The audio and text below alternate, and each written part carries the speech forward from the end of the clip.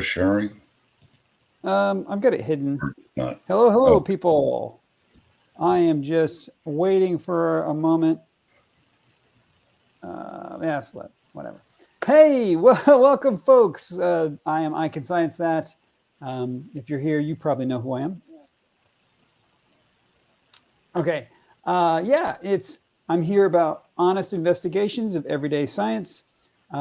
Supposed to be creating a safe space for people who have questions and people who have just really creative, I'll say, ideas about how the world might work, to come and present their ideas, discuss their ideas, and we can go through it. Okay, so Iggy, welcome to the show. You want to say anything about yourself? Thanks. Well, let's see. Basically, just a flat earther for maybe 6, 7 years now. 5 kind of only somewhat involved comment side only. Haven't really gotten into interviews or podcasts or anything like that. It's mostly been more of a study of the situation on both sides, and not thrilled about both sides. So decided to jump in with a comment on your side, but otherwise don't have any science background or college background or anything like that. Couldn't stay in school, so got out as soon as possible. And very happy about that. And currently retired. All right. Very cool. It. Cool. Yeah, I mean, let me give you my similar story. I have what you call basic, I don't know, run-of-the-mill, regular, mainstream education, through college, grad school, all that.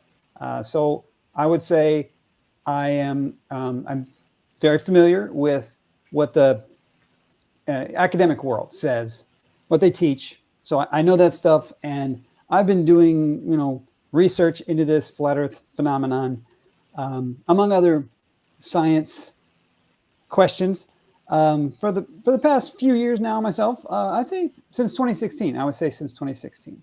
So that has been a journey for me. I've really learned a lot about things I didn't really know before. Things I just sort of took for granted. They just teach you stuff in the book, memorized it, whatever was relevant to what I was doing, I'd learn.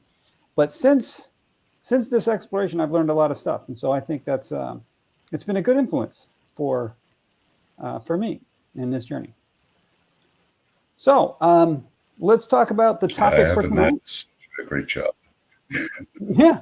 So the topic for tonight is okay. Go ahead. 8 inches per mile squared, right? Let me screen share. I think we can both screen share. Share screen, that one, go. All right, and I'll show folks the comment that you left on the video. I think if you haven't seen this video, this one is a video of mine where one of the things I learned through this journey was that the drop rate from horizontal is often described as 8 inches per mile squared. I honestly have never heard that before. I've done orbital mechanics. We don't say that, right? That's not what we do. But from the flat Earth talk, I learned about 8 inches per mile squared. And I often would see debunkers call that out as wrong. They would say, no, that's a parabola, or they would say it only works over short distances. And I think I even repeated that. I think I repeated that before I sat down and checked it and said, well, what is it really? And I discovered that 8 inches per mile squared is what I found was that it's remarkably accurate. And depending on... Now you cut out entirely. Am I cutting out? Am I cutting out? Let me check over here. Yo, Ruhif, am I cutting out? I look okay on my 8 inches per mile squared is false and wrong, and even Robotham 158 years ago said so in his own Okay. book. So that's Okay. why I'm here, folks. So here's your comment And was, maybe he's coming back. He you looks said like it he's was, buffering right now. yeah. But we'll Okay. You go said it over was that wrong. with or without him. And then you said it's closer to 10 inches per mile squared, which, and I think that means mile, Except for not he might meter, have right? controlled my screen. So we'll have to see about that. Okay. Hope we're not going to lose connection here. But basically, no luck on Let me kick it to fixing you. the 8 You tell inches per me. mile squared. You tell me what it is. You say 10 inches per mile squared. Where'd you get that from? Until maybe tonight. Still buffering.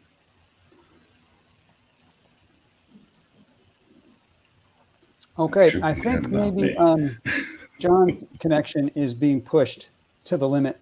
I'm sorry, John. I called you John. Iggy's enough. We were talking about your voice reminds me of John wrong, Goodman. actually. So, just let Ruth know. Iggy, if you can hear me, I'm gonna give you screen if you want. Should I pop your screen up and you can take it over? Still trying, I think. Oh, now we're taking me out. Are you hearing me? Right, we're still back now for me. You look okay. You look good to me. This may take a while. Okay. But I can therefore. Yeah, cut video res. I don't know if I can cut video res. Okay, I'll explore the settings real quick, see if there's anything. I'm on standard res already. Try a little more patience, but now I'm fading out. Great. You can try dropping your camera. When I'm in class and we have this problem, you can just drop your camera and go voice only, and that really can help.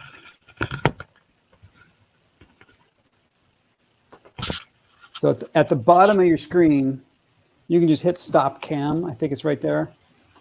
That might be better.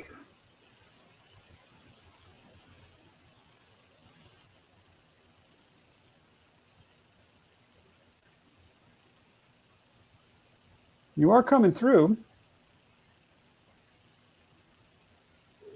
But hopefully we'll have a pretty good issue worked out here and get a decent show going. Okay. Yeah, we can be patient. What did it for me initially, right off the bat, was the SAR 27 drop chart. And that just was stupid. 3959 is fine. Would you like me to show your chart? Inside the ball, but not outside the ball. And would you like me to show your chart? SAR 27 engineers and mathematicians and whatever else helped put that thing together on so-called AutoCAD really did not know what they were doing. It's just like Excel as far as I can find anywhere. It has some things mixed into the software, but not any and all math ever created. And I don't know why people don't know that, but you have to put in the equation that you either can't find in there or know is not in there, just like Excel. It's not a big deal to put it in, but unless you know what you're looking for, you're not going to find it in Excel or AutoCAD or anything of that sort. Okay.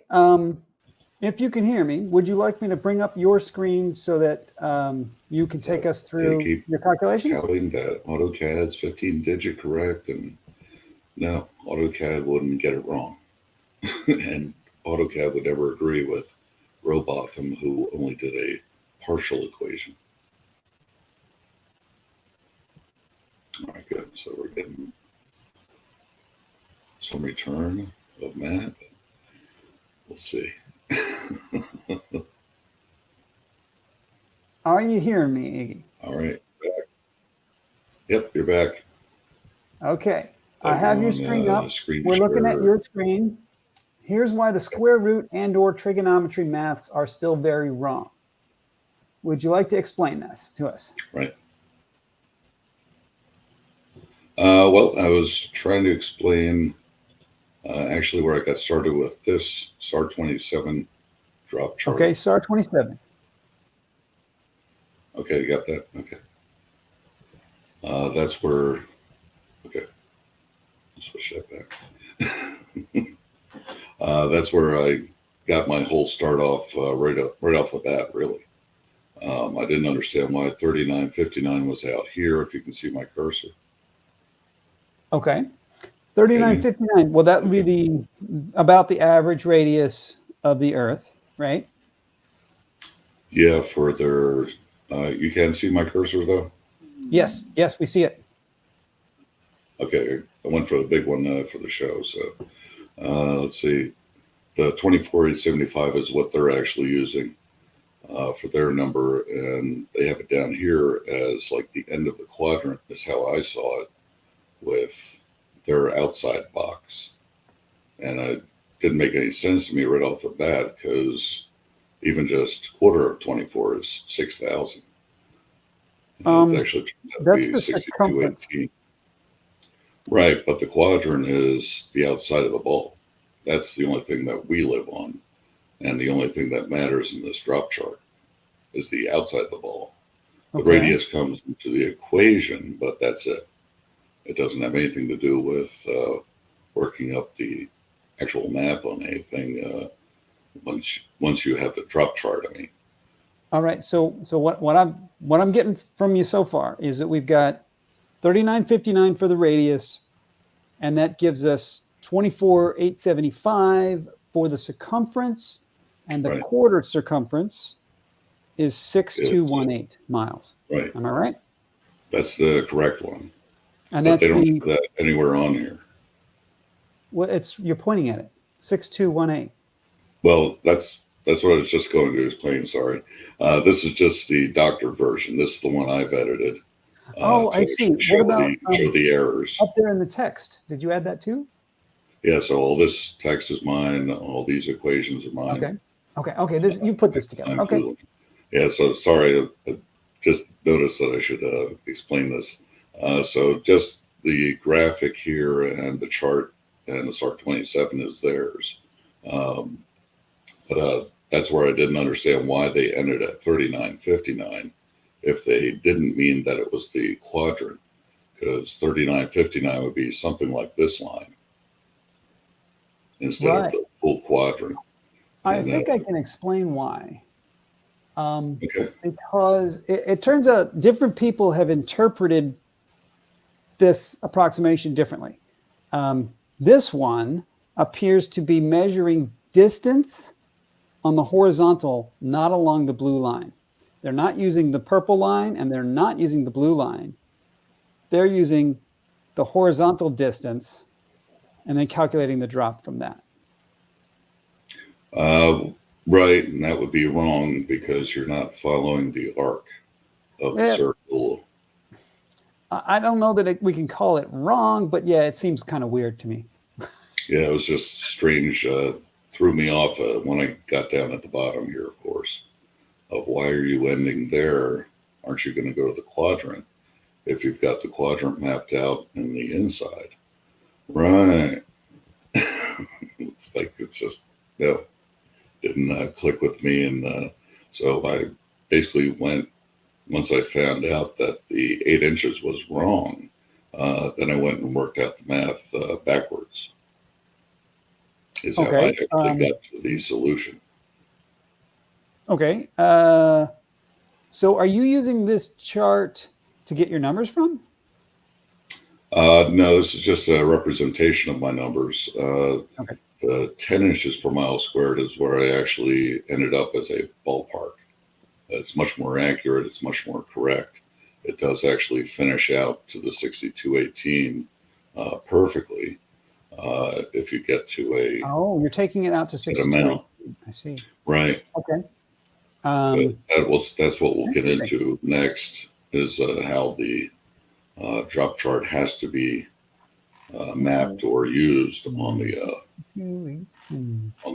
ball No, I or didn't go circle. that far out. All right. You want to explain to us about, I don't know, about how it works or whatever?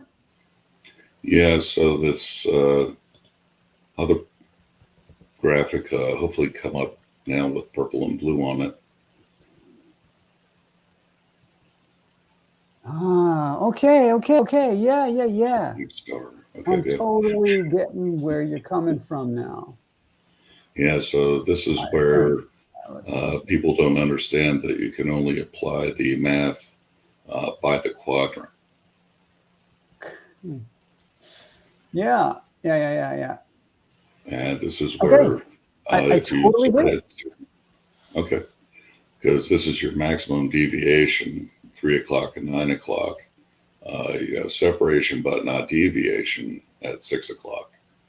So you get back to zero. So you have to work up to 6250 on a 25,000 mile ball, and then back down to zero from 6250.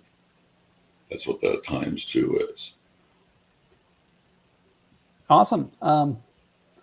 Okay, I'm going to shock the world right now. I'm going to shock all the listeners by saying Iggy's equation is right. 10 inches per mile squared. Right. Fight me, guys. Come on. Fight me. No, you're right. And the reason it is 10 inches and not 8 inches is because you're taking it a quarter of the way around the Earth. Right? Right. If you go all the way around the Earth, then you end up with a circular ball that's 4 times larger. Yeah, I mean, Well, it goes to 4 times larger.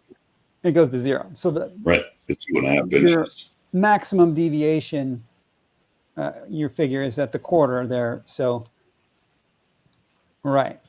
Okay, that's it's true. That's true. Yeah, because you're basically looking down into a trash can or a barrel. If you're looking at the bottom, you're horizontal at the bottom as you are at the top, but then you're vertical to your initial orientation at 3 o'clock and 9 o'clock.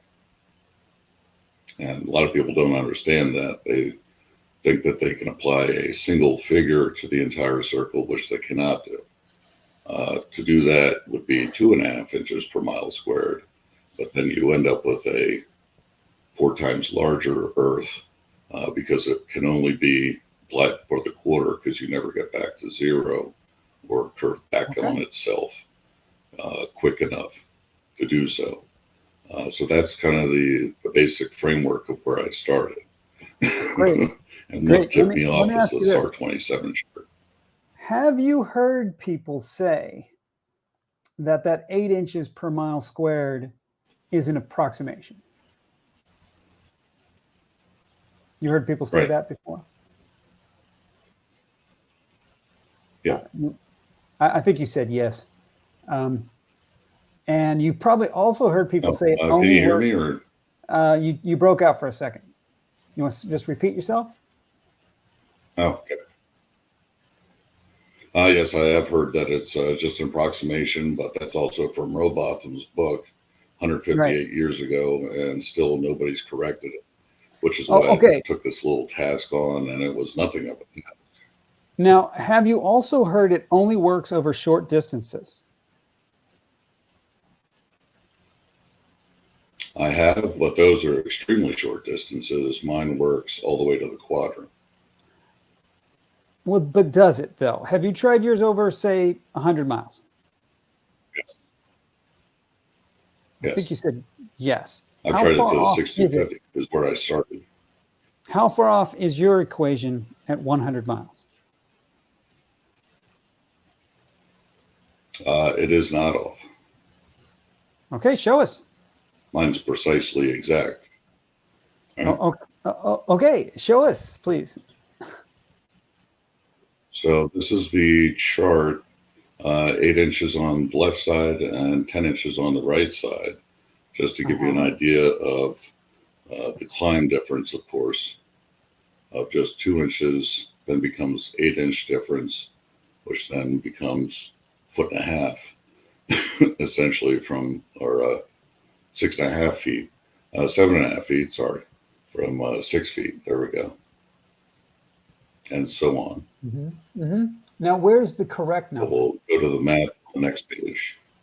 Well, well, the correct number is, these are some other numbers I worked up as well. So it just kind of depends what you actually do on that. But we can go to the math next. So I can show you how it's actually worked up. I did it by simple trial and error, actually. Oh, okay. What I'm trying to express here to you by trial and error. One of the complaints that we often get is that it's an approximation that only works on short distances. And I took the opinion that no, it does not only work over short distances, because I consider 1,000 miles to be a very long distance. Do you interpret short distance different from me? I think it's, we do have longer distances that most people are not aware of that are part of flat Earth, much longer distances. And that's where most things that have been presented in flat Earth, well, basically my big number one proof of flat Earth is rivers. Okay. Okay. So you're going to apply 8 inches per mile squared. So you're going to apply 8 inches per mile squared to a river that's going to be thousands of miles long, and say that 8 inches per mile square is wrong. Is that fair? Yes. Yeah. That's say, definitely fair. I would definitely at that point say 8 inches per mile squared is not the correct equation to use in that case. I cannot think of any possible scenario in which that would be a meaningful thing to do. Yeah. Okay. Right. Yeah, and I wonder the whole problem is the whole point behind. Yep. I wonder if I could switch to my spreadsheet. If you want to. Can I show you my spreadsheet again and we go through that? Sure. Okay, let's do that. We'll take that one off and let's do, where is my spreadsheet? Let's put it over here. Okay, we're going to share that, share. Okay, what I'm talking about here is, this is the method I believe you are using to measure distances. When we say distance, you mean over the surface, right? Right, over the outside of the ball or circle. Okay. Because we don't do anything inside the ball. One of the first things I discovered when doing a little research on this was that people have at least 4 different ways that they think distance means. Okay, I'm with you. I agree that over the surface is the way that makes sense. Let me make it bigger. Can I make it bigger? Right. Thank you. 200. Okay, there we go. Nice and big. Okay, so this is the actual drop distance. This first column is the actual calculated drop distance in feet. Not 8 inches per mile squared. This is the legit. I have seen it, but I can't see it on the... Are you not seeing it? I can't see it on the screen right now, though. That sucks. I have seen it before, but I can pull up the video on my side. How about if I send you this spreadsheet? But all yours come out to 8 inches anyway. Copy link. No, I can just pull it up on the video, I think. It might be on that video, but it'll just be video version. You can look at the actual thing. It's public. Everybody can go and see this. The bottom line is the actual number is 2/3 of a foot in 1 mile. That is the correct amount. And the 8 inches per mile squared gives you exactly that. So at 1 mile, at 1 mile, 8 inches per mile Two-thirds of a squared foot is is 8 inches. 2/3 of a foot, right? Isn't it? Am I doing my math wrong? Wouldn't 3 inches be two-thirds of a foot? 6 inches.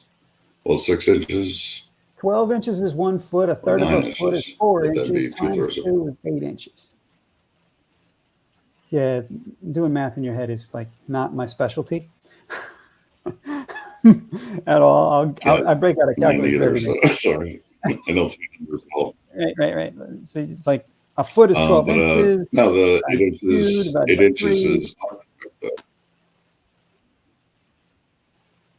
right, because after this page, we'll get into the trigonometry to show you where the problem is, because what they do is they take that pink line that I had on the chart is the only thing that you're calculating. You're not putting the blue line of the arc back into your equation is the problem that everybody's missing. Okay, let me show you my equation. I'm going to paste it in the chat here. That's the equation. Can you see that? Did that come through for you? Not seeing it in chat. Let me try comments. Yeah, don't see it in private chat though. Let me hit private chat then.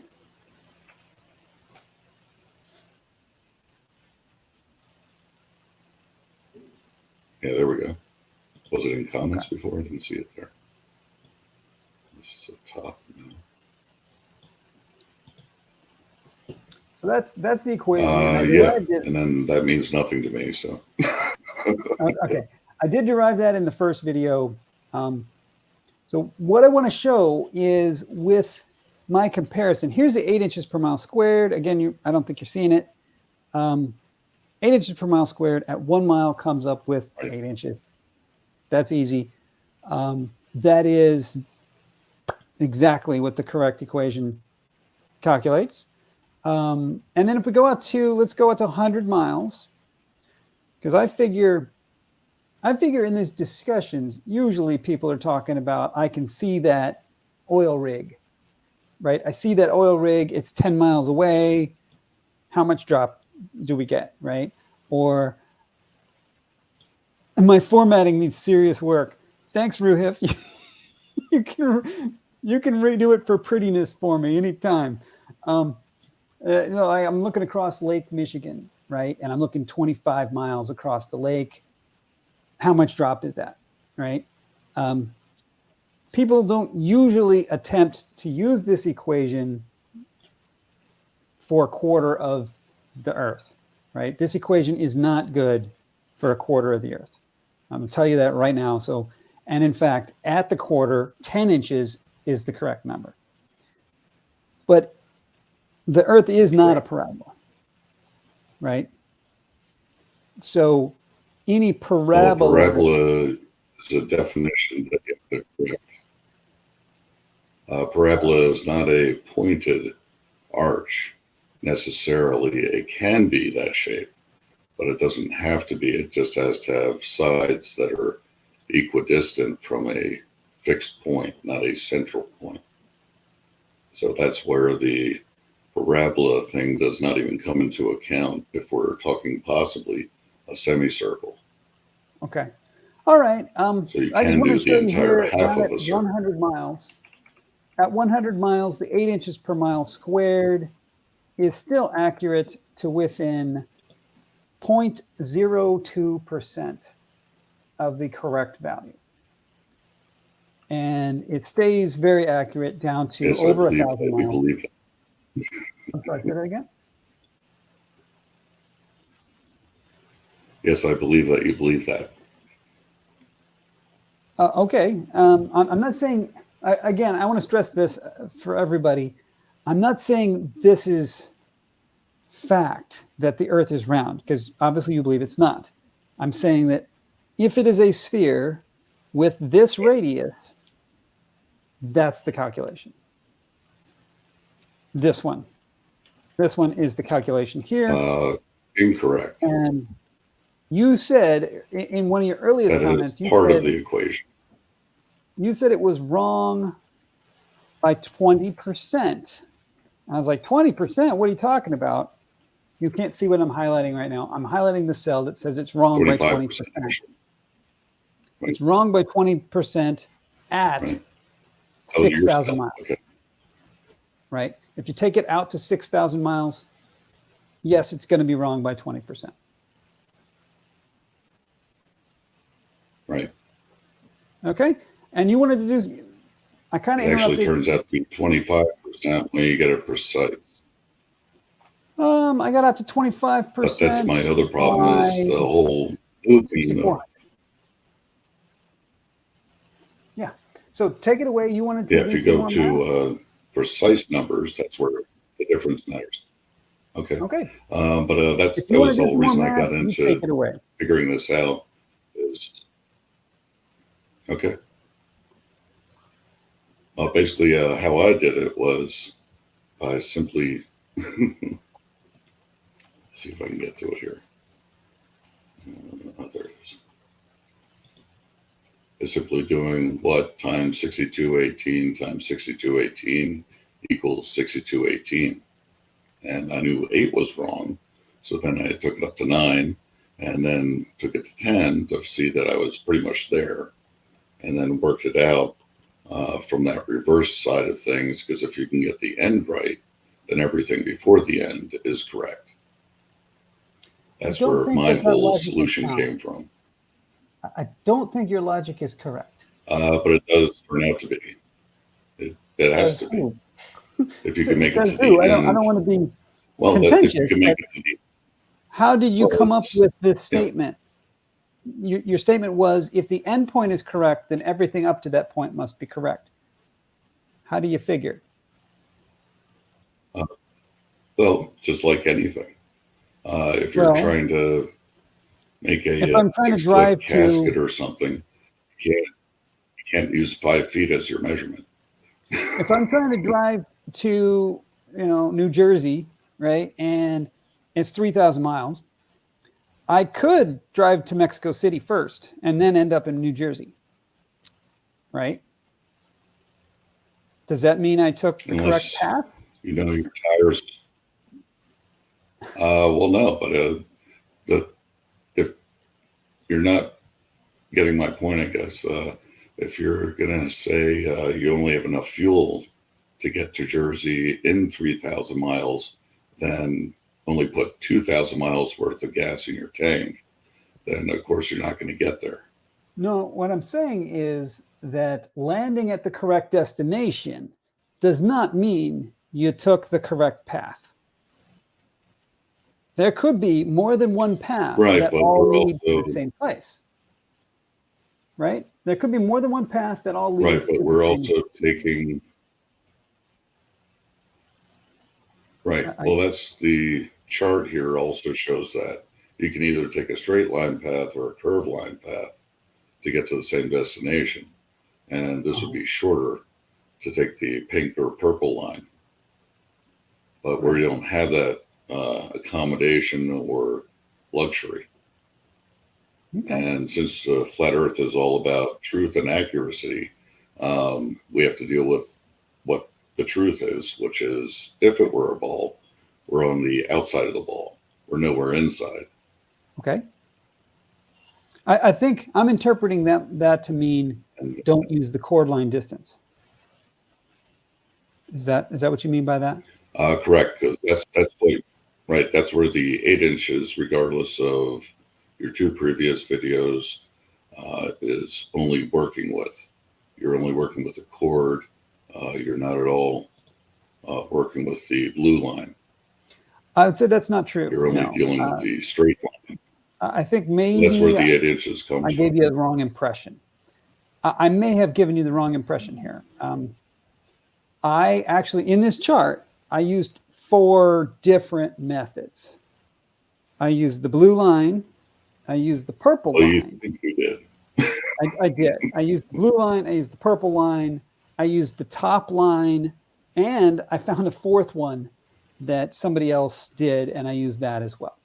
So I don't want to leave you with the impression. But then they also all turned out with. What's that? But they only came up with 8 inches. All of them only came up with 8 inches, though. No, I compared each of the 4 with 8 inches to see how close each of them is to the 8 inches. And what I've right, but there was almost no deviation between any. But what I discovered is that if you use the chord line, you're dead on. It's exact, right? But it does seem to me weird that you would use the chord line. So I prefer the blue line, the arc length line myself. You can't travel that way. Well, but you can. Right, the arc sounded good when you did it, but then it came out. Yeah, but then your arc still came out to 8 inches per mile. What? Because you're not. I think you're working it backwards from how getting I the work. complete equation. It's the only thing I can assume. Yeah, I think you're working it backwards from how I worked it. I said, if we use as our distance the blue line, the arc length, calculate the exact drop, not an approximation, the exact amount. And then I made a spreadsheet of that. And then I compared that against if you say it's 8 inches per mile squared, which is an approximation now, how close an approximation is it? That's what I did. Does that make sense? That's what you think. Well, I know, I understand that's what you think you did, but when you don't come up with a different solution than the chord calculation, there's something wrong with the math there. It's not something wrong with you. It's something wrong with the math. Which is the whole reason I have the math down here. I did come up with because you have to add both together. You're suggesting I did not come up with a different answer for the chord versus the arc. I did. They're different. But it was only like a percent. 4 columns in my spreadsheet, right? You can't see the spreadsheet, so maybe that's I understand all that. Right. So there's 4 different answers. No, I understand that, but your differences were almost nothing, though, is the whole problem. You're getting nowhere even near to 9 inches. I didn't go out to 6,000 miles. I only went out to like 3,000. Well, that doesn't matter. No, it does. It does. That doesn't matter. Curvature is curvature. It does matter. It absolutely matters. A circular ball. Distance doesn't matter. It has to be the same curvature. Rob says you don't seem to be listening. I think there's a lag. I've seen this before. We kind of end up stepping on each other a little bit because I'll say something and then there's a pause. I'll say something and then you're saying something and we're hitting each other. That's all. That's all it is. I don't think it's a lack of listening. So meanwhile, a circle is not a straight line. Can you agree with that? Yes. Okay, we agree there. So the answer will not be a straight line. Correct. Okay, a circle is also not a parabola. You familiar with parabola and its difference from a circle? Yes. Okay, so the answer will not be a parabola if you use the arc length, which it's what we're using, the blue line. Okay? The blue line does not produce a parabola. Incorrect. You think it still produces a parabola? A blue line, it could, but the definition of circle and parabola are what have to be understood. A circle is equidistant from a central point, and a parabola is equidistant from a fixed point. That fixed point can be anywhere, though. That's why a semicircle can also be a parabola. I think you've misstated that a little bit. You got the circle correct. On a parabola, it cannot be equidistant from that fixed point. That would be a circle. Yes, it can. That's the definition of a circle. Well, no, that's a central point. That's a central point for a circle. That's the difference between central point and fixed point. And that's where I'm only getting this definition from math. I'm not dreaming this up or anything. Okay. Should we look it up? And maybe I'm using the We seem to basic be- math site. That's not, We- you can if you want. It doesn't matter, though. I really Well, I don't think care about what it is. I think it We're does never matter. getting to a situation where we're going full circle. Okay. Maybe we should just focus on that. The core problem, really, that we have is that you're taking this equation much, much farther than I did. You went out to 6,000 miles, and I stopped at 3,000 miles. Understood? Right. And that's fine. You can stop wherever you want. So out That's not a problem. It's the curvature has to be out to 1,000 miles. The better approximation is 8 inches. That's much better than 10 inches. But out at 6,000 miles, 10 inches is in fact a better approximation. Are we cool with that? So on that case? I'm no. sorry, say again?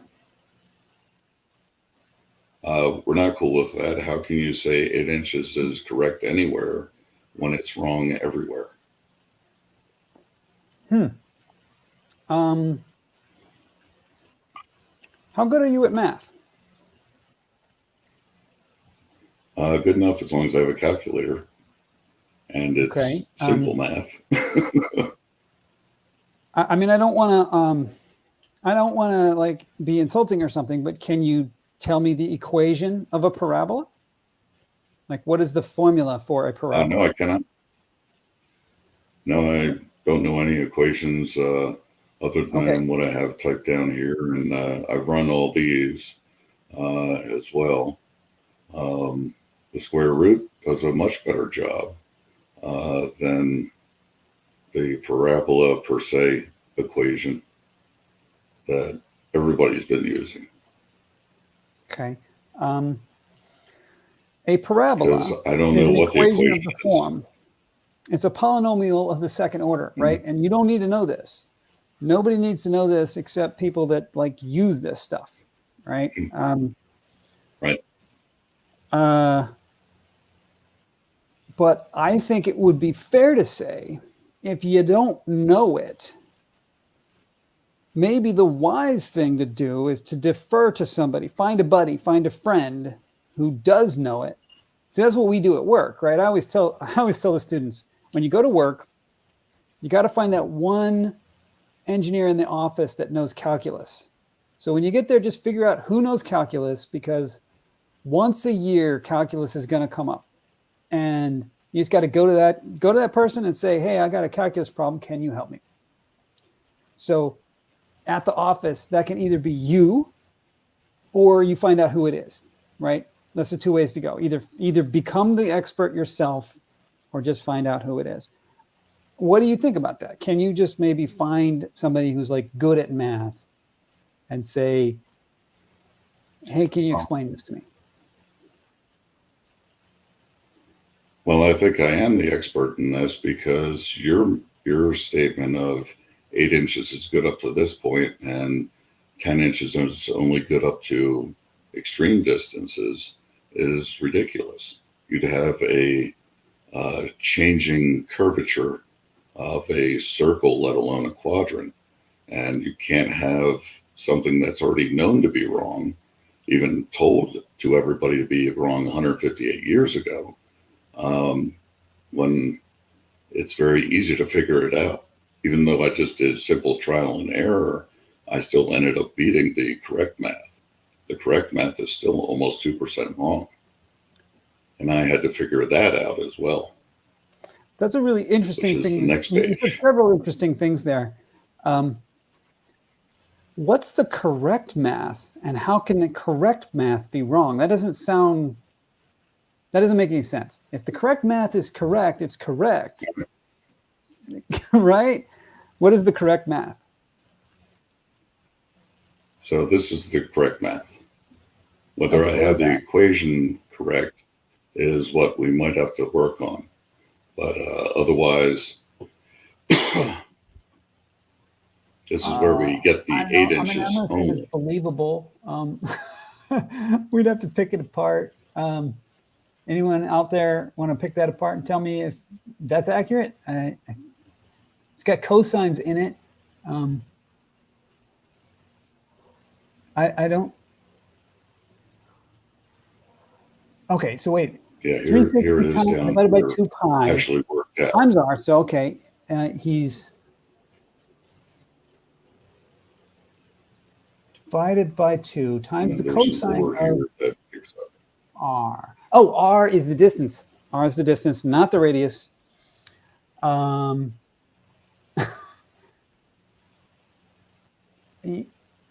on. I have the equation. I've linked it before.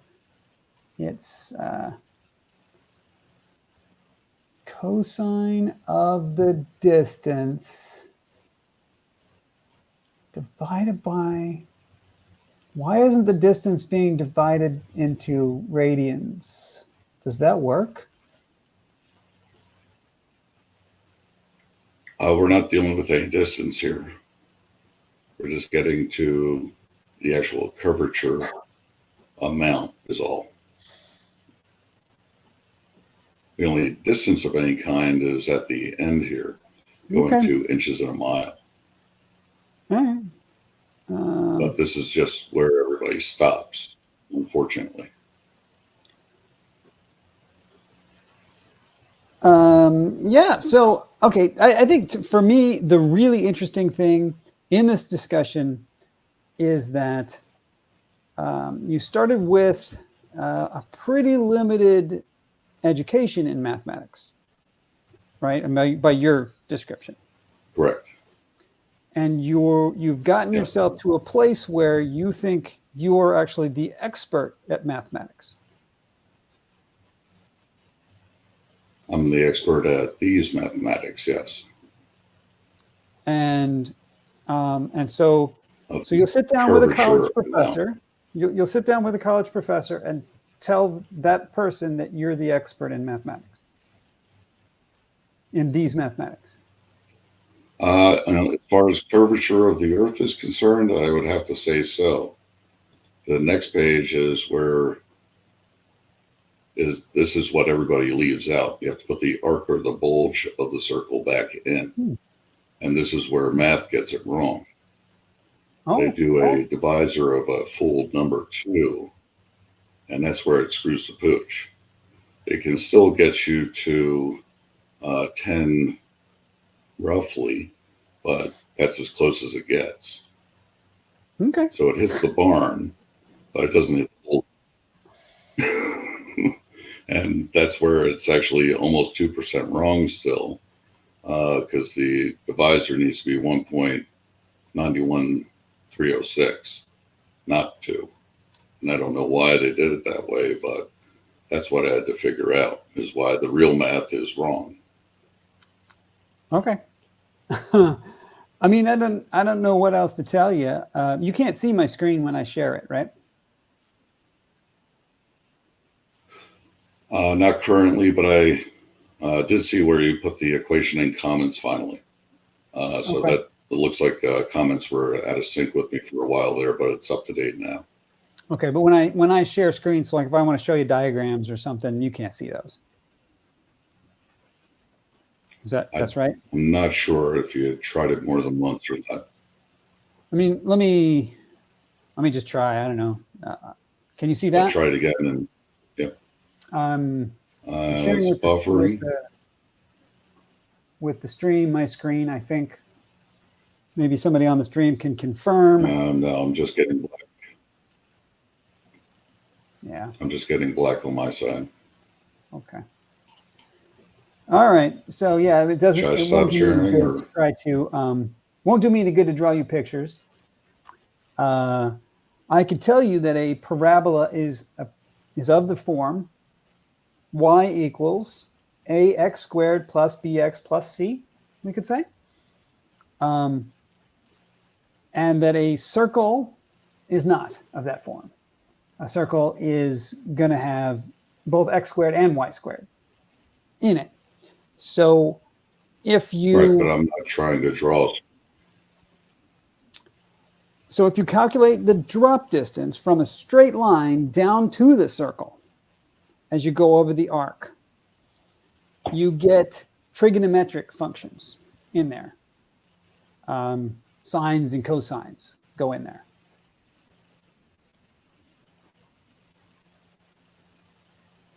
They Iggy don't should stop both have to sharing. go in there. Oh, Rob says Iggy should stop sharing. What if you turn off your screen share? Maybe then you can see. That's what I said. So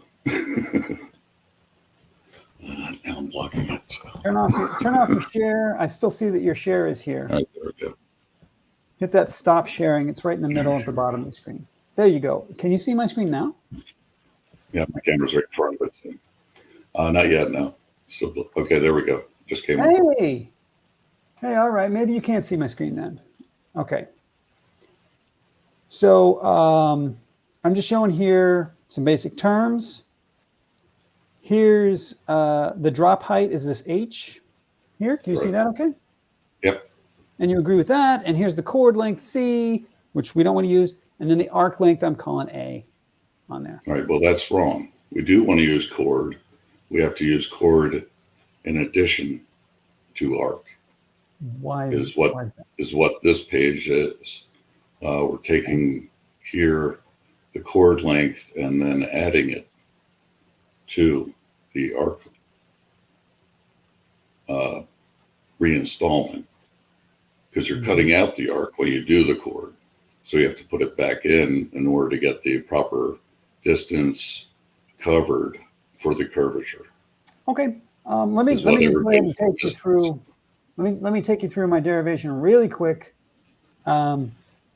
So when we say 8 inches per mile squared, what is mile? What miles are we talking about? Is what this slide is about. We're talking about the A is the miles.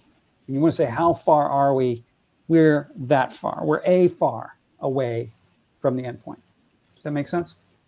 Correct. Okay. All right. And then, so what did I do was I drew a pi wedge down to the center of the Earth. Does that make sense? Yes, you did. Okay. And now I did not take it all the way out to the quarter.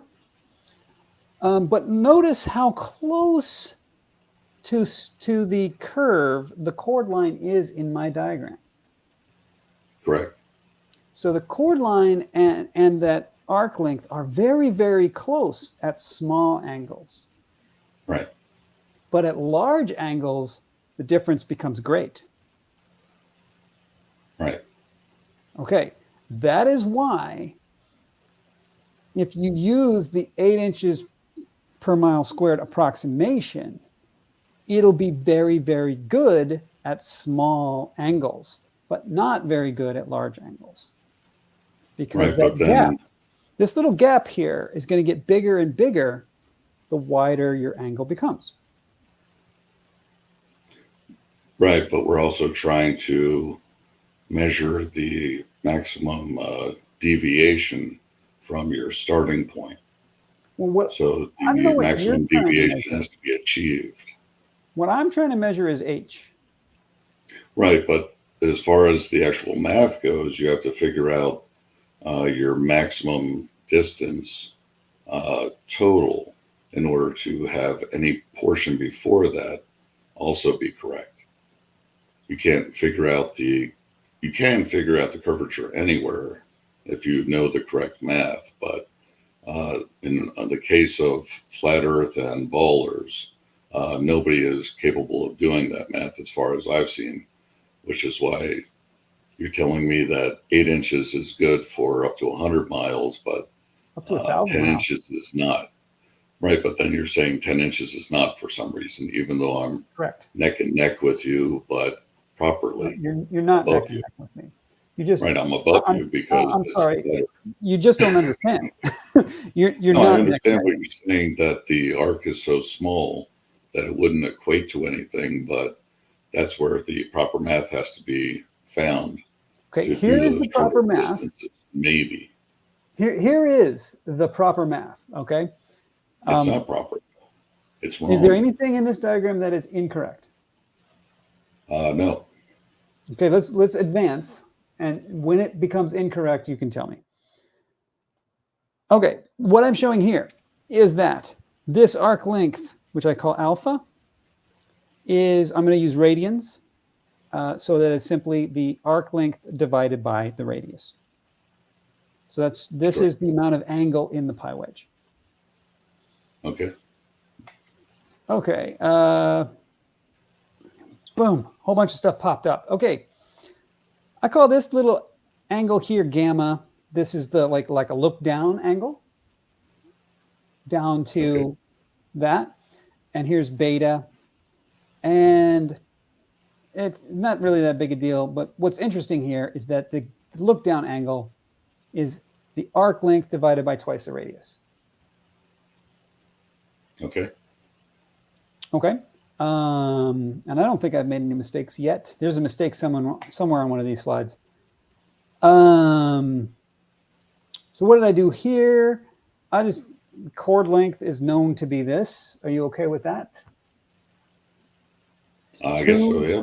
Twice the radius times the sine of the angle divided by 2. Sounds good. That's what I've seen here and there. Okay. And that brings me to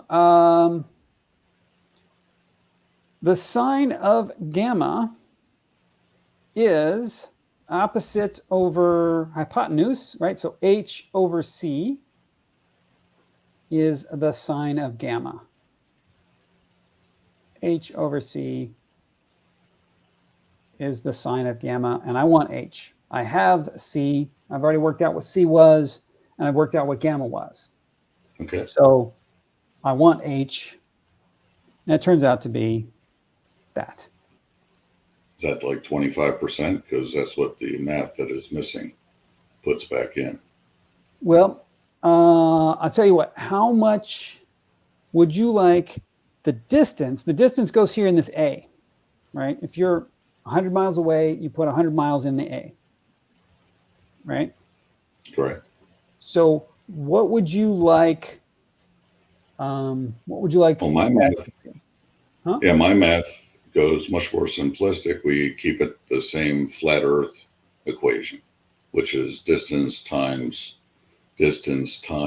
curvature rate is the only thing I would do as far as the math goes, because I have the background of math to get me the correct curvature rate to start with, is what I'm getting at.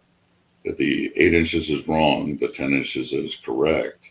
So as long as you know the 10 is correct, then the only math you have to do is based on distance after that. So that's the only time distance comes into play, is after you have the curvature rate already figured out. Mm-hmm. Okay. Let's pop a sheet. Because that's why distance doesn't come into it. Let's try a little something. I'm going to do a parabola. Let's just do a simple parabola. 1, 2, 3. Yeah, let's just run. And let's go equals that.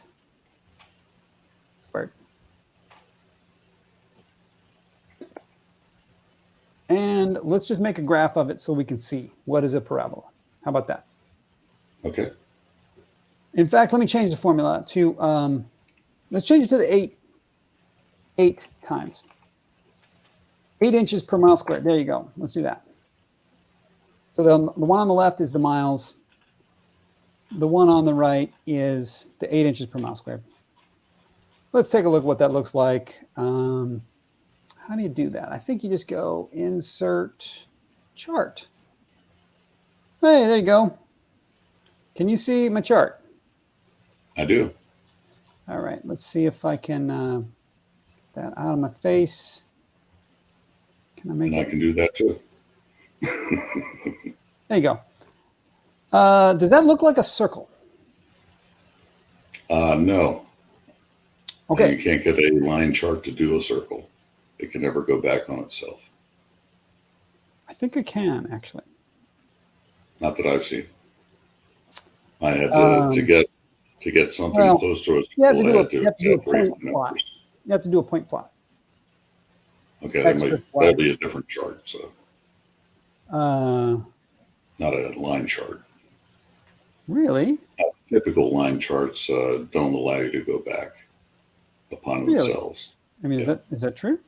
Maybe. As far as I found anywhere, yeah. I think you have to use a scatter plot, is what it's called. You have to go Yeah, it just here doesn't matter and if go I know it can be done on some chart scatter, scatter, somewhere. scatter, Just scatter, that I scatter. haven't found it Here we as go. any package anywhere. Use this thing, and then I think you're allowed to connect them.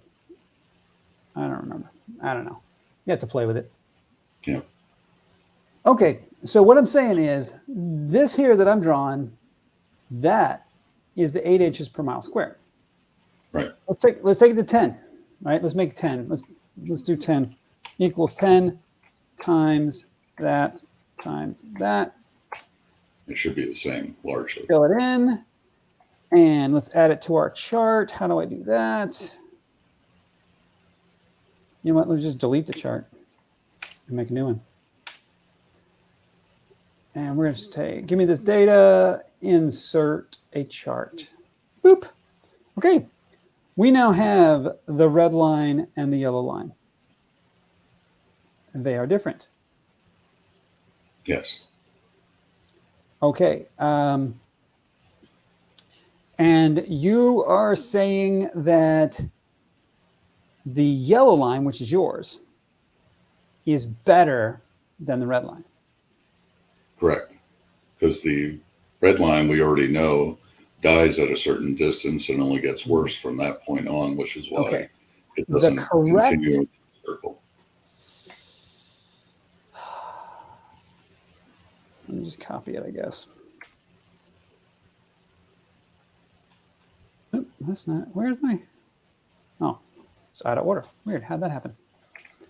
And this should be. I'm just going to put 3959 in here and here.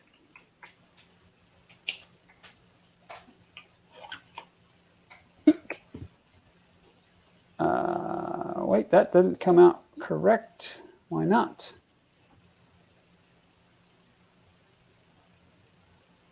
Oh, because this is supposed to be A1. Oh, A2, my bad. A2, okay. And here we go. Boop. Oh, and that's in feet. I need to correct that. That is 12. Whoops, 12 times. Thank you. Okay. Here is the actual correct curve shown here. Let's delete it. Create a new graph. Data, insert, chart. Boom. Okay. There are a yellow line and a green line. See those? I do. The green line is, you know what? You tell me, which one is 10 inches per mile squared? Which one is 10 inches per mile squared? Hopefully the yellow line, but yeah, the bigger one. The bigger one. Yeah. This which one looks more circular? The green one is which one?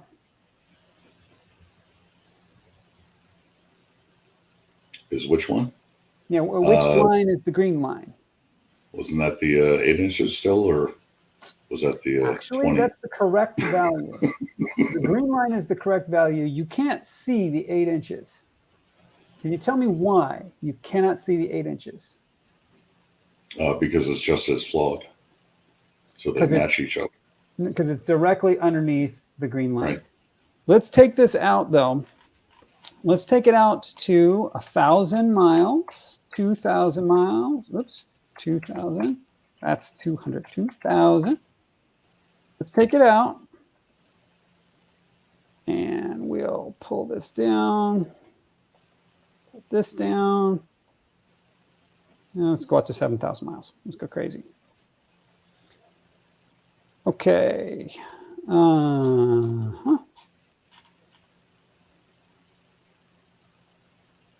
Okay.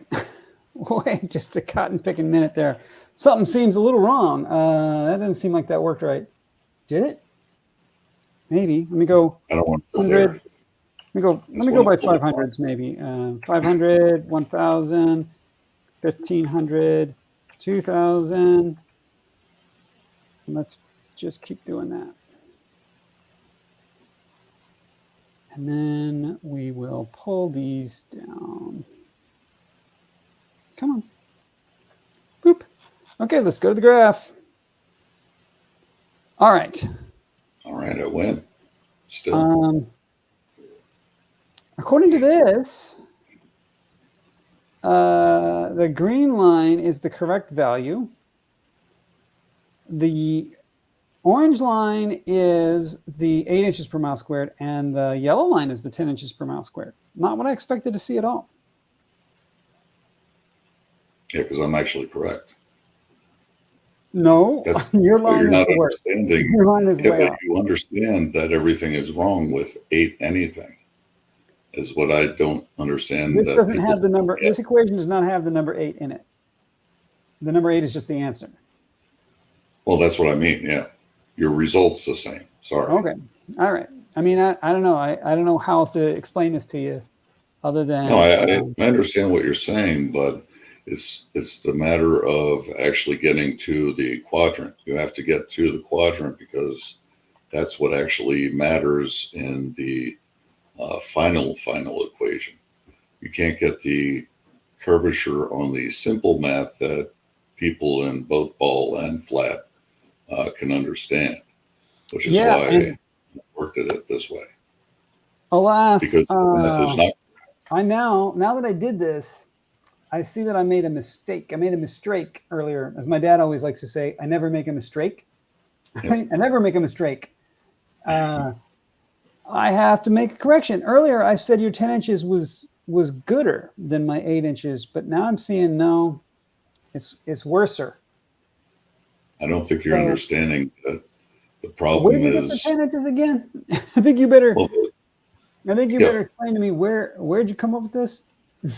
Well, because I think you went the wrong way. I think you need to go down, not up.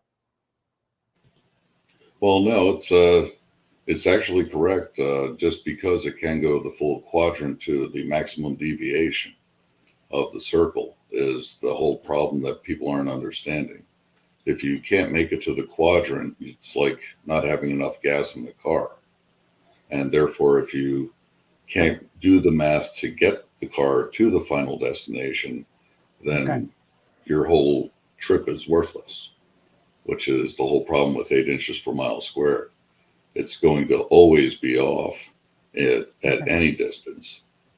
All right. And, cool. I'm going to turn that off. I don't think we're getting anywhere with that. Okay. I have said on my stream or on my video, I have said on my video that 8 inches per mile squared is an excellent approximation out to 1,000 miles. It is not good out to 6,000 miles, though. The other thing that I said on my stream is that anyone who attempts to use this approximation out to that kind of distance is misusing the formula. You should not even attempt a drop formula. There's no meaning. Drop has no meaning at that kind of distance. That is incorrect. I'm sure you're going to say that, right? The meaning of drop is that if I look straight ahead and I see something below where I'm looking, it has dropped. Okay? Applying it to a river, once it's out of sight, once it's beyond visibility, you can't see how far it has dropped. It's just a silly thing to talk about. Incorrect. Okay. Tell us, and then let's do questions. First, just tell us, how do you apply your equation? How do you think it applies? Maybe I haven't thought of it. I don't know. Well, no, for the river has to see It's on a ball Earth. I have to correct that. On a ball Earth, the river has to be able to see its destination or outflow or delta or mouth, whatever you want to call it. It cannot, in that case, that means your elevation has to always be ramping above the curvature. No. Yes. You cannot have a ramp down to sea level on a ball that ever hits your curvature. Otherwise, the curvature becomes a dam. Okay.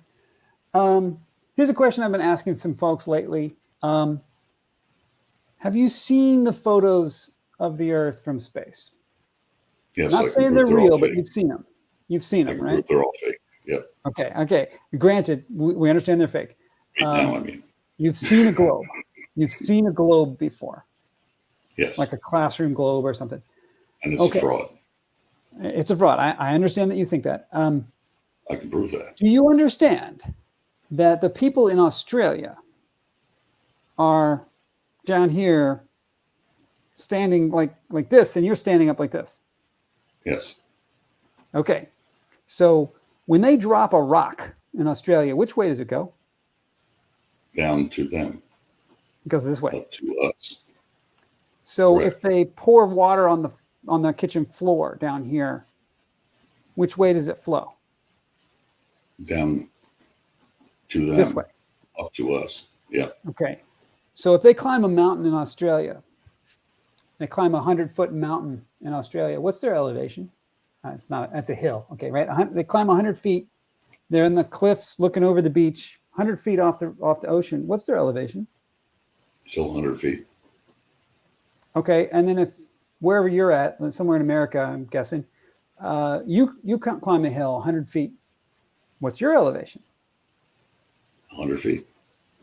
So if you dropped a rock and rolled it down the hill, is it going to roll to Australia? No, because it's not a river. Yeah, but you're at the same elevation. He's at 100 feet. You're at 100 feet. There's nothing pushing stuff to the bottom of the earth. You understand that, right? I understand that. That's why everybody knows all rivers ramp down to sea level. Right. But sea level in Australia, right? Where is sea level in Australia? Same level as anywhere. It's down here in Australia. Down here. That's sea level. Right. The river's not flowing sea to level down there. in America is up, is up there, right? Right. So where is this down you speak of? It's down to sea level. Right, but sea level is a giant sphere. The highest point of the start of your river sea level, the elevation I'm talking about. Sea level is I'm a not giant talking sphere. about someone else's shared elevation in some other continent. I understand, but you're talking about a river flowing down to the sea. Right. What does curvature have to do with that? Why is curvature related to down? Because on a ball that has central gravity, every direction is uphill. Every direction away from the center is up. Right. And therefore, if your river didn't have a higher elevation than sea level, it would never get to the sea. And that's true on a flat also, of course. You have a lake. Okay, so if you have a river, maybe the river starts at 100 feet and flows down to the ocean at 0 feet. Right? Yeah, it can't start at 0 feet, though. It can't start at 0 feet and flow to 0 feet. That doesn't make any sense. That'd be a canal or something, right? That's a lake. But if a river started at 100 feet and it flowed to the ocean at 0 feet, you're cool with that. Yes. Okay, so if we have all rivers do that. If we have a ball in Australia, can we have a hill that's 100 feet tall? Sure. And then that hill, we could have some rainfall and some water collect and flow down the hill towards the ocean. Right. And as it flowed, maybe a really long distance, would it be getting closer and closer to the center of the earth as it flowed down? Yes. Okay. And how is that a problem. Where's the problem here? That's not a problem. It's not a problem. Right. Okay. Right. Is that That's drop? why I Is that said what drop everything is? ramps, all rivers ramp down to sea level. They all I come agree. to the curvature only where it dumps out into the ocean. What about curvature? Say that again. If the Earth was curved, the only time the ramp of the river ever touches the curve is only where it dumps out. I don't It never understand. touches the curve before that. The only time the curvature touches is at the ocean? Right. That's the only point where the ramp meets the curvature of the surface. If you were going to use a ramp that's right. That's just right. Yeah. Right. Yeah, the If ramp. you brought the ramp in like a piece of cheese. The ramp of the river. Coming down and down and down. And as it's going over a ball, it's not only is it going around the ball, but it's also getting closer to the center of the ball as it's going. Correct. That's the globe. Yeah, nothing wrong with that. Except what? Except we have rivers that do not have even 8 inches per mile squared in their rate of ramp. Hold on. Elevation is not 8 inches per mile squared. Correct. Elevation is distance from the center. Correct. The curve is 8 inches per mile squared. Wrong, but okay. Wrong, but okay. Yeah, right. So as a river, let's say it's not a river. Let's say you're driving a car. You're driving in your car, bum, ba, boom, boom, bum, ba, bum, totally flat. You're in like Kansas. You drive 100 miles in Kansas, and your elevation doesn't change ever. Right. Okay. Have you gotten any closer to the center of the ball? No. What shape must you be doing if you do not get any closer or farther from the center of the ball? Any shape you want. No, there's only one shape that, you said it earlier, there's only one shape that is equidistant from the center. Oh, that would be a circle in that case, yeah.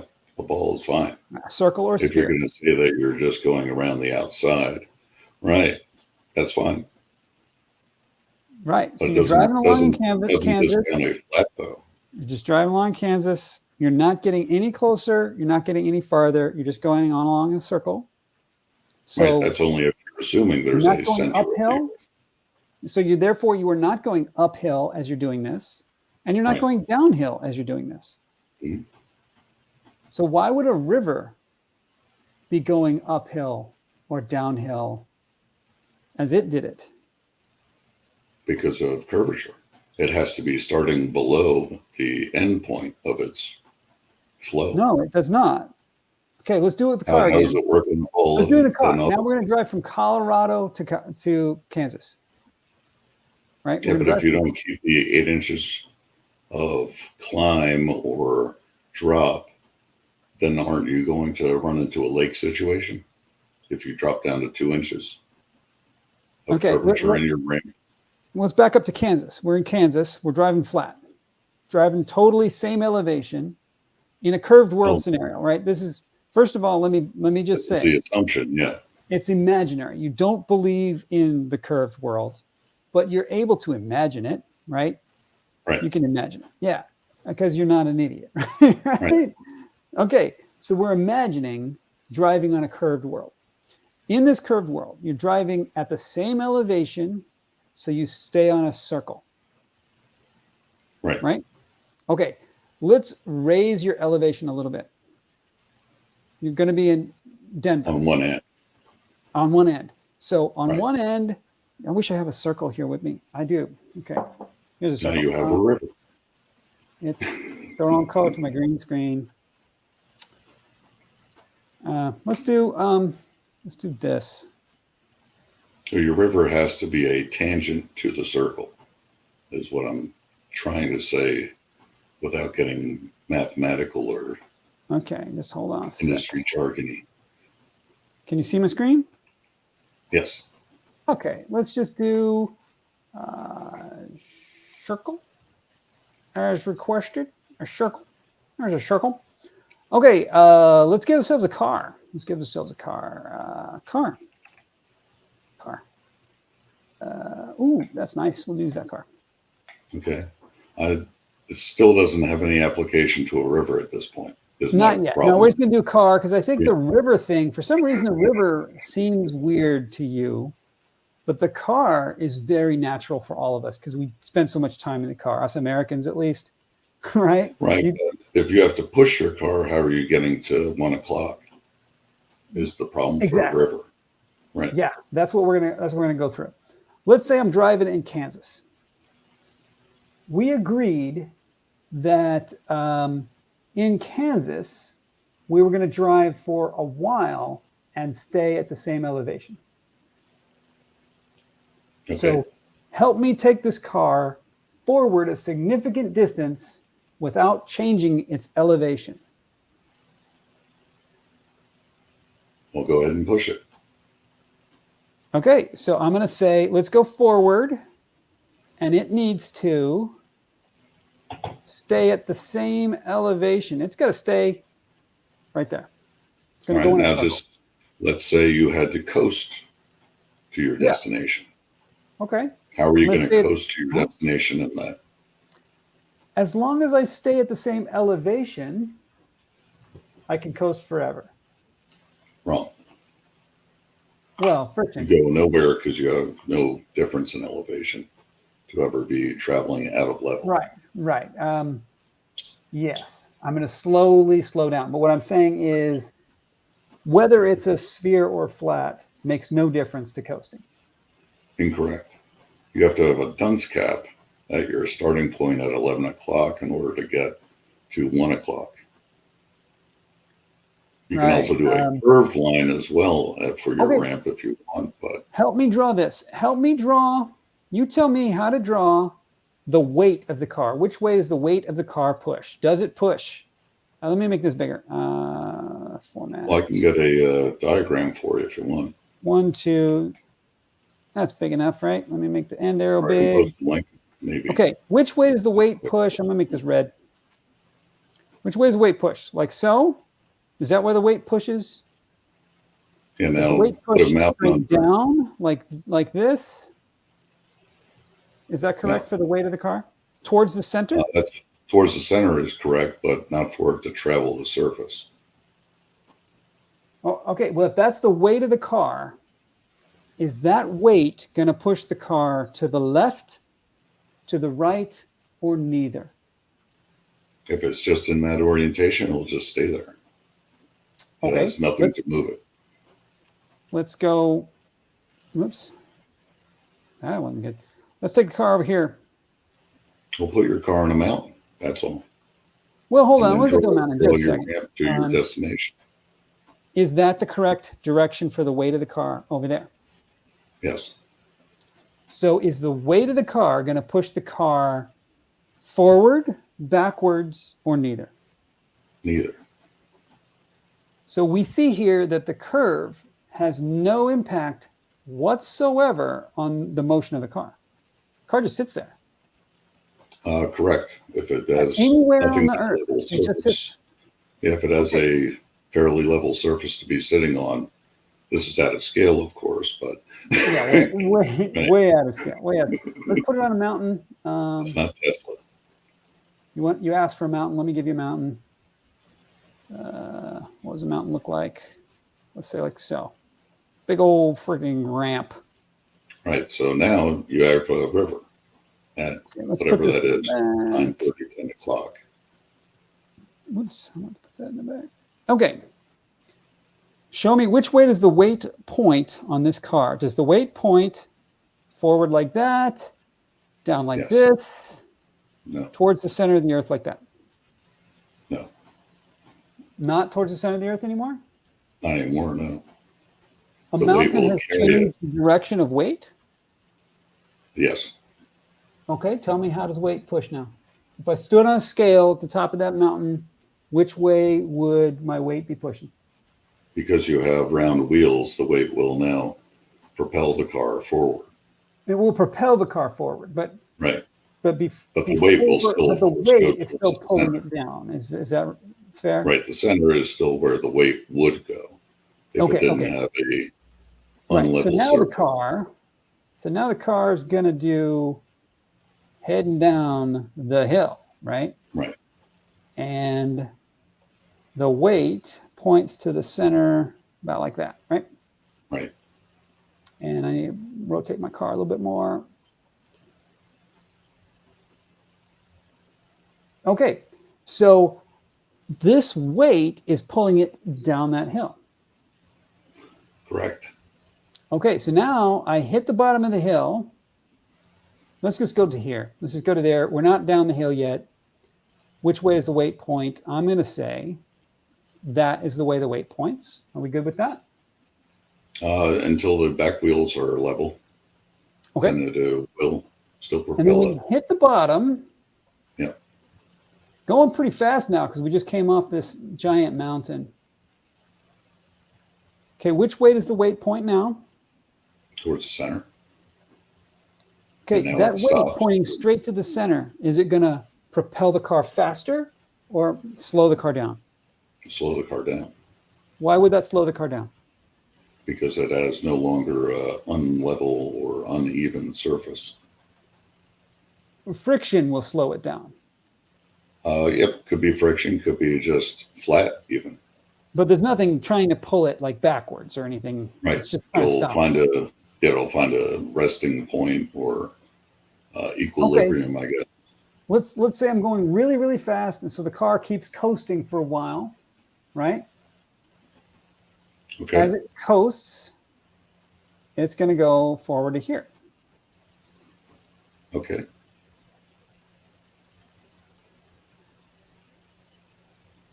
And it's going a little slower now, but the weight, if I follow the pattern that you've set, the weight now points that way.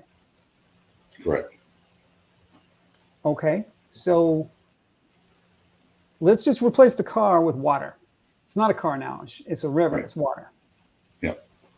So water starts here. Yep. Water flows down the mountain. Into the It ocean. hits here, and then it starts to just chill out. It's just like going to stop. Yep. This is ocean level. The sphere Right. is sea level. Correct. The mountain is where the river goes. Comes from, yes. I see no problem with this. There's no 8 inches per mile squared anywhere in any of this. Everything under 10 your inches or whatever. piece of cheese is above your curvature, is what I'm Right, but- saying. And okay. it has to be.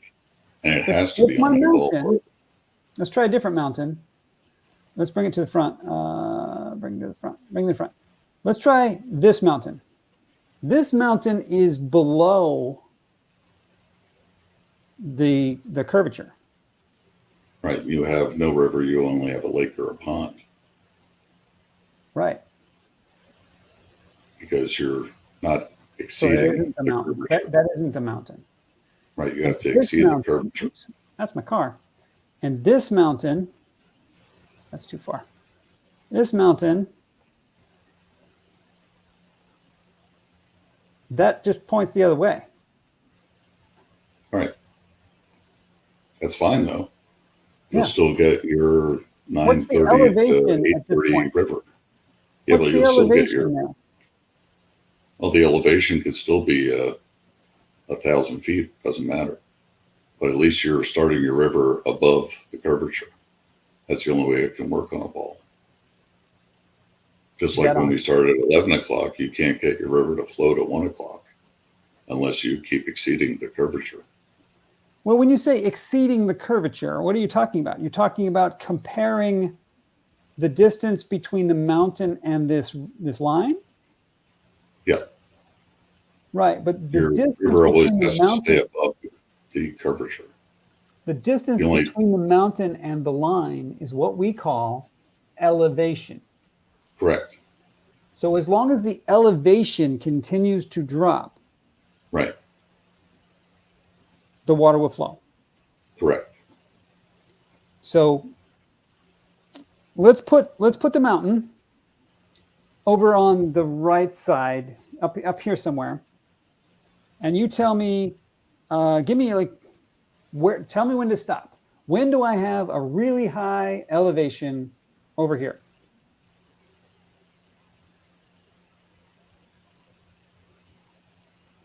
Stop. Okay. So I got a really high mountain over there. And let's imagine a really high mountain somewhere else on the earth. Actually, let's do it halfway. Go ahead and no, don't even bother. Just go ahead and draw a line to wherever you want your water to flow into the ocean at. I want my water to flow into the ocean right there at that point. That's fine.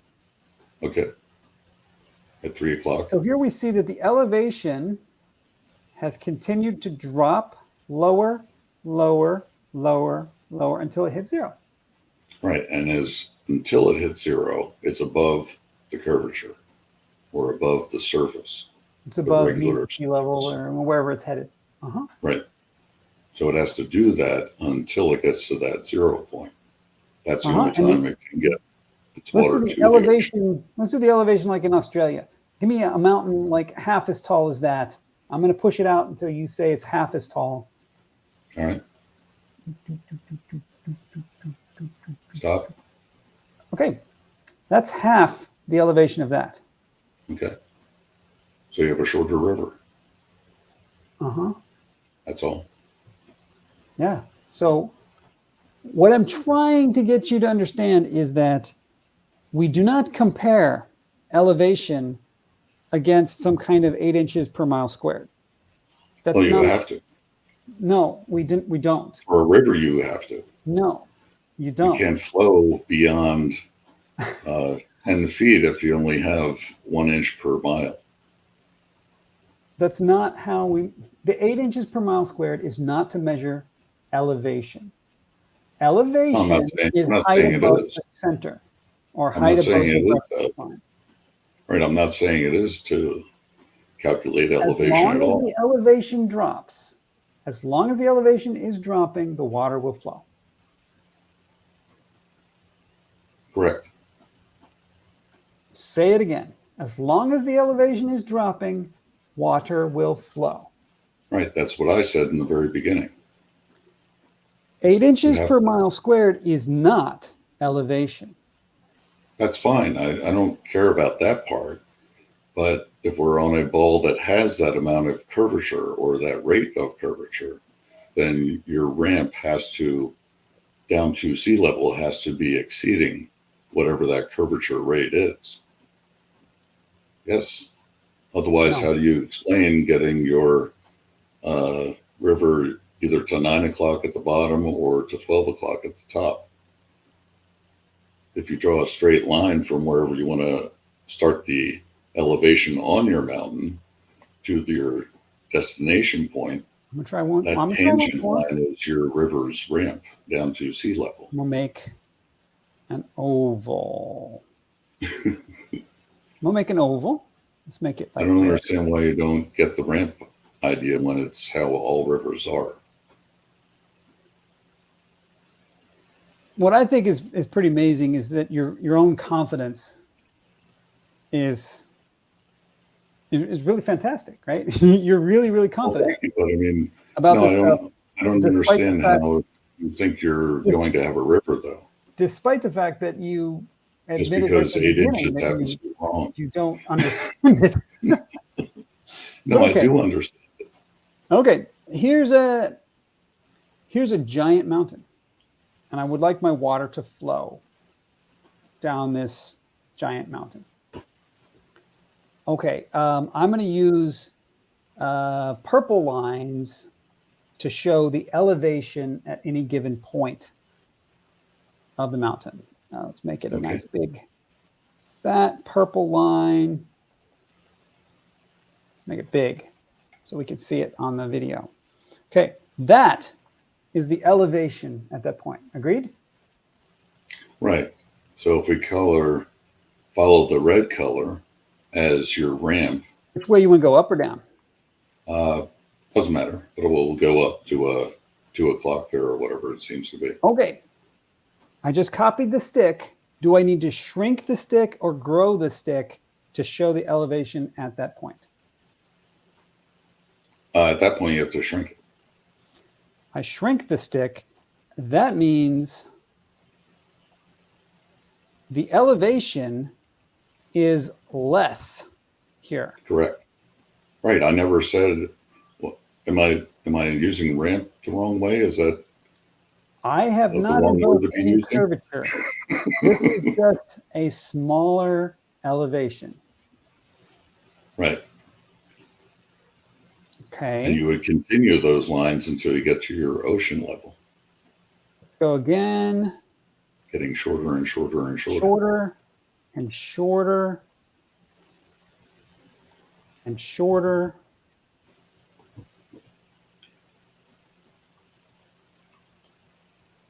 Now, does this elevation hump that I'm drawing here, these purple sticks, do they have to shrink at a particular rate, or just any rate of shrinkage is good enough?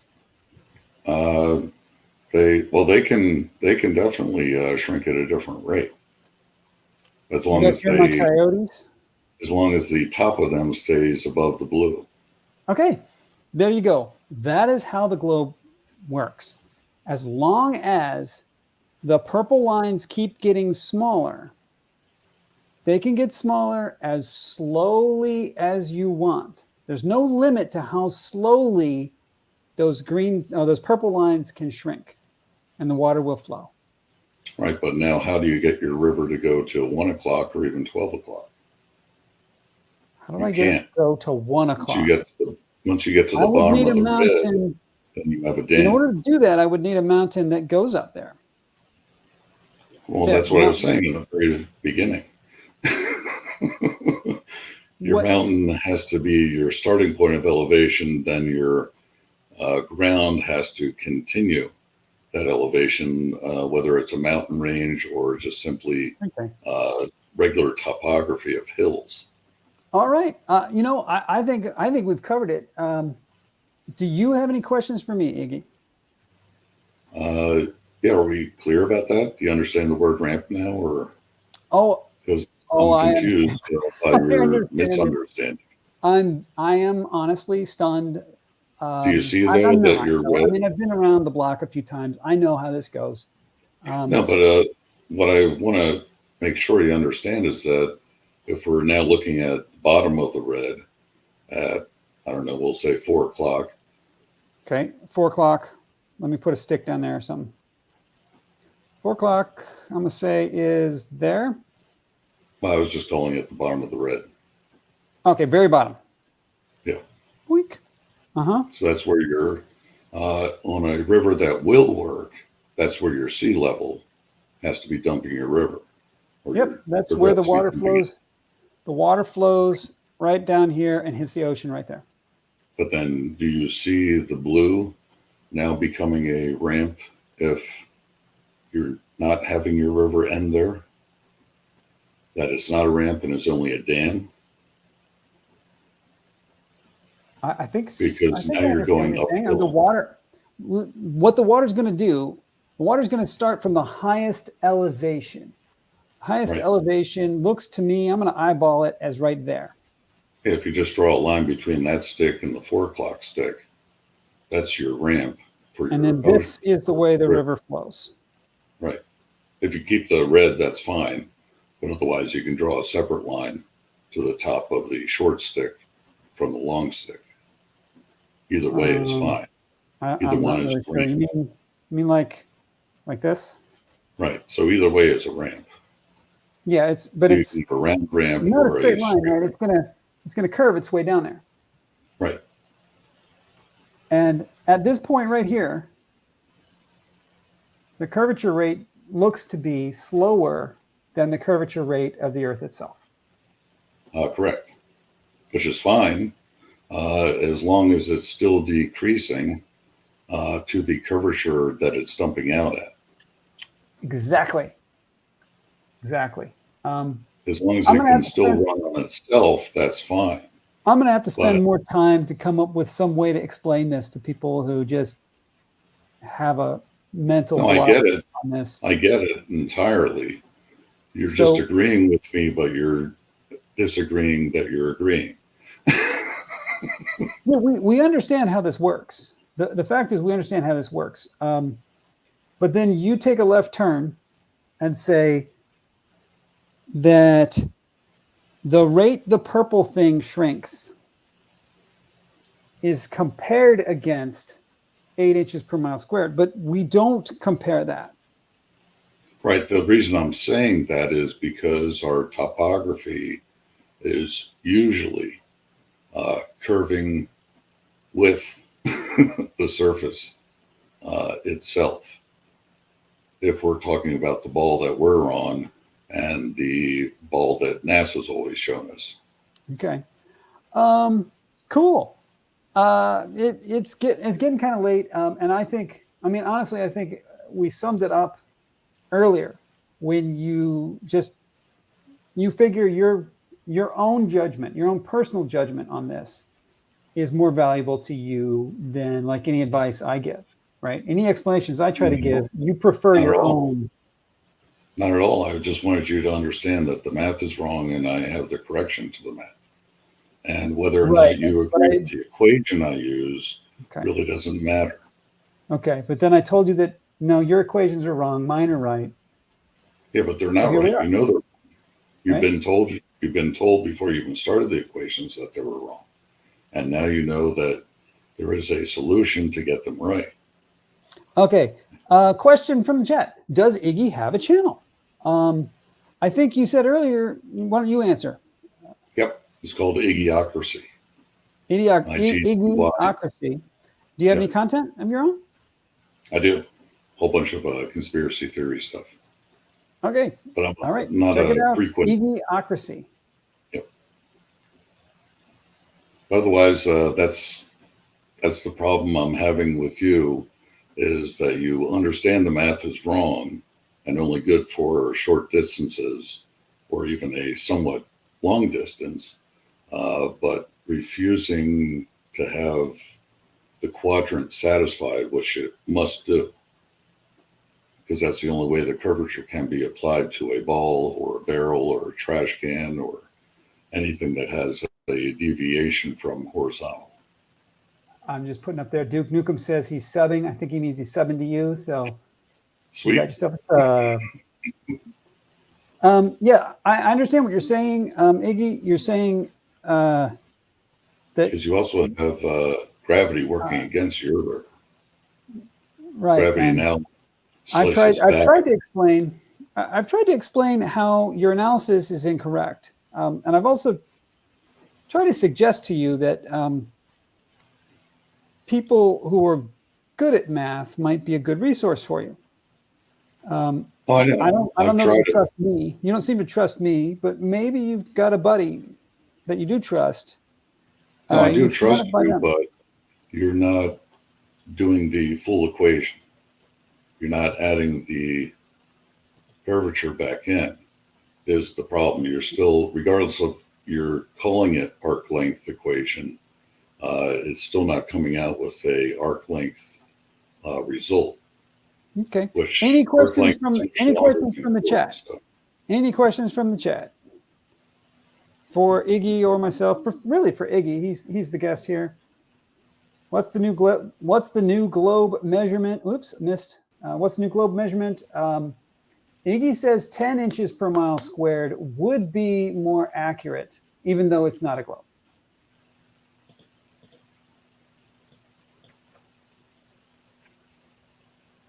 Okay, all right. We'll see if anybody else got anything. Yeah, I mean, I think it's pretty clear from your own statements and from your own understanding that you're not really great with math. I'm not that bad, though. Not as bad as you. And what I've done is actually work out the math using trigonometry. Are you comfortable with trigonometry? As far as I know, I am, and I did use that. Okay. Did I make any mistakes in my trigonometry? Yes, you did do the complete trigonometry. You did not this do the portion of complete trigonometry only.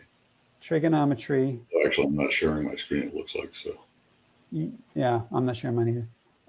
let me go back to that so I can kind of show Okay, people. John's got a question for you, I think. Yeah, okay. Just Barry's got a good one. Okay. I'd like to see him show how the angles to Polaris can match latitude on his flat Earth. Would you like to answer that one? Let me see. You want me to share yours? I'm sharing. Throwing it up there. Oh, okay. Yeah, if you don't mind. Whoop. Just wanted to get it back up there for people. I think this is better. Okay. Sean would like to know, how do the angles to Polaris work? You ever given that any research, any thought? You mean like parallax or measurement type of distance thing, or? Well, I'll do you speak just for mean Sean here our because I view, think I know what he's talking about. our view of it, you mean, or? The declination angle, Right. or the elevation angle. You familiar with those? Yep. I don't know what he means by how would they work, though. And you know latitude. Like, what is your own latitude? You don't have to say. Let's say you're at 30 degrees latitude. Well, that's the other thing people don't latitude, understand. Okay. So like, I'm sorry. I can't hear you when I'm talking. Yeah, no, sorry about that. Probably a lag. You go ahead. You take it. It's your time. Okay. Yeah, it's the other thing that people don't understand is our model is largely the same as your model. The Illuminati, or whoever you want to say, did not change everything. They just flipped everything, that's all. So we have, our model is a round sky with a flat Earth. Yours is a flat sky with a round Earth. Like navigation has to use a equal altitude type of plane in the sky to work out as well. But from a standpoint of even solstice measurements, anybody doing solstice measurements is only doing a partial experiment. They're getting an angle, but then assuming it applies to a ball when they've never done a comparison to what the angle would be with a table. You can't just say. Can I show you? Can I show you our solstice measurement? I don't think you participated in last year's solstice measurement. We did one on this channel. No, I did see it. Yeah, I did see it, but I haven't worked on it. Yeah. So repeat again for me. No one's ever compared it against what you get on a flat Earth. Is that what you said? Correct. No one's done that. Not that I've found anywhere. Yeah. Okay. I mean, I don't expect you to have memorized my channel, but how about if I showed you one? Would you be impressed with me showing you somebody has done such a comparison? Oh, sure. That'd be great. Okay. I got to search for that. Solstice. Boom. Here we go. Here we are. Boom. I'll have to check out Sean's too. All right. Let me put that up for you and just get your comments on it. Put that on. I'm going to take that off. Yeah, I'm going to put the link to this in the chat because this is friggin' awesome. Okay, links in the chat, folks. Everybody go and tell Ion how awesome this is. Okay, what do you see here? You see last year on the summer solstice, we had many participants throughout the world measure the elevation angle to the sun. And that is displayed here on a flat Earth.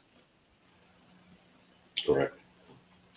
And if you drag with the mouse, you can see what happens if the Earth is different shapes. If the Earth is concave, what do we get? If it's flat, what do we get? If it's spherical, what do we get? Right. We get a big problem with the ecliptic plane is what we got. It's very interesting that that's your interpretation. But didn't you earlier say no one's ever done this? No one's ever compared the results between flat and spherical? Right. You're saying here that they're both the same, which is not possible. I don't think that's what I'm saying. I think I'm saying I've compared them. Let's start with Your that. angle, Have I your compared them? angle to the angle to your line is the same. Just bending the line doesn't change the angle like it would have to change it. It I don't depends even where know the what sun that actually means. is. Well, it depends where the sun is. Okay, in this diagram, And where is your the sun? surface, Where is right? the You can't sun? bend Is your the sun, surface. is the sun here? Yeah, if you do a equilateral triangle, tilted in this case because we're doing solstice, not equinox, then you'll actually Is, find that the sun is as high as the tropics are apart. okay, so right where the About 30 hand is on this image, is that where the sun is on this day? on this day for solstice, yes. The north Okay, points to then it why because is they're it, closest to it. if that's where the sun is, then why is it that this person says the sun is down here? This person says the sun's here, not there. Why No, is that? they say it's over on the right side They say it's because somewhere on this this is line. Don't their know where, but perspective. somewhere on this line. No, where the south converges is where they say the sun is. Oh, here. Right. Because Right. distance matters. So how can the That's sun its be both here and here at the same time? that's what we have to figure out. With it's a matter of perception by the stick as well as by the eye. Okay. Let me propose a Distance different matters. solution. Right. The sun is along that line. Right. That's what you Now say. we all And what agree. we're told. Now, the miracle is now everyone agrees the sun's in the same place. We're all pointing the exact same direction. That's where the Right. sun is at. Right. You And see the that? north is pointing to the one side of the sun, and the south is pointing to the other side of the sun. That's what They're we not measured. pointing at the same spot. No, we are pointing at the same spot. That's not proven, and that's most likely not possible because the south would be getting a opposite side of the sun for its light and shadow. Interesting. Interesting. Okay. It has to. Anyway, I just wanted to show you that your statement, no one's ever compared it. I hope that's a statement you're not going to repeat. Because It here is true. it's been compared. Yeah, but now your equator is not pointing at the sun at all. It's pointing opposite of your It's angle not. No. measurements. This is the Right, solstice. which is This is not the impossible. equinox. This is the solstice. So It does. on the Yeah, but solstice, the sun is, on the the equator solstice, has to where's the always sun? point at the sun. According to the ecliptic plane, the equator has to always point at the sun. The No, sun, yes, that is not correct. I'm sorry. That is it is way not correct. correct. The equator On the replaces solstice, either of the tropic lines only. It never right. goes beyond looking at the sun, though. On the The solstice, tropics do. the sun is directly over the Tropic of Cancer, indicated by this dotted line here. Right. Do you see how everyone's pointing parallel to the Tropic of Cancer? Right. But the equator has to then be looking at the other side of the sun, the left side or the right side of the sun, regardless of which tropic it's replacing. It has to look Right, at but the other end of the sun. unless the sun was like really far away, if the sun was like, I mean, like You know, really, really way off this diagram. distance doesn't matter. It just makes the movement of the equator that much smaller is all. Okay. But the equator has to either point middle or one of either end of the sun throughout the entirety of the year. Are you Anything willing to? outside the sun only. Okay, as much as you think you've got explanations for all this, are you willing Well, to I at do. least drop from your lexicon the nobody has ever compared it, because this is literally a comparison right here. It is not a comparison. You did not take the measurements that you made and apply them to a curved surface as well as a flat surface, uh, scaled down with just a lamp, even. You have to be able to. I'm sorry. You have Hold to be on. able to run the test on What? both types of surfaces. You have to run the test on both Here is the surfaces. curved surface. This is not run on a Here's flat the surface flat or a surface. ball surface. I'm Right, sorry. but this is not taking into account the same distance of the sun and is not a The test. distance to the sun is not in this diagram. We do not know the distance to the sun. We only know Right, the but angle. ours, We right, measured but both of ours agree with our claims. both Is of the ours problem agree with what? with each of our claims? You claim parallel rays. We claim the sun is open. Iggyocracy. Am I typing this right? Iggyocracy, I think, is your YouTube channel. All one word. Here you go. Yeah. Okay, the question is, are we comparing flat and sphere? Here's the flat version. This is not getting the angles though from a flat according to you. This is This the is not, angles that we measured. This is reality. This is reality right here. but you don't know This is what we whether measured. you're measuring off of a round or a flat surface. We So don't even know. if it was a flat surface, you haven't modeled what it should be for a flat surface, and you Wrong. also haven't modeled what it should be That is for a round literally surface. that is literally what you're looking at. That is the model on a flat surface showing the reality measurement. So you're saying that the angle would be exactly the same regardless of flat or round surface, and that's completely absurd. It would have to be more sharp I'm saying for the a angle whole we surface. measured. That is what we measured. Right, but how do you know which one it applies to? Have you ever compared your findings to what your experiments have shown? No, because you've never This done the is how experiment. we know. This is This is how we one know. We measurement. say, if it's flat, it looks like this. If it's flat, that is what it looks like, and that doesn't make sense. The sun is in multiple locations. There is no location anywhere in this diagram that the sun could be that we all see it at the same time. It's not possible. Incorrect. Okay. It's still a matter So of perception this and distance. this hypothesis If you we do it at the reject. equinox, We you'll say see that. no. This hypothesis we know, right? Let's try a different hypothesis. Whoop. Now, are we all pointing potentially? Is there a place in the universe where we could all be pointing at the same thing? Yes. Yes. But you don't know. Therefore, You don't know what your hypothesis. angle measurement actually applies to, though, is the problem. This is what Hypothesis you've been told. validated, right? You Right? understand? This is what you've been told, but nobody's ever tested on a table a round surface with a fixed location lamp and then also a curved surface. I don't know why I get drug into this stuff for so long.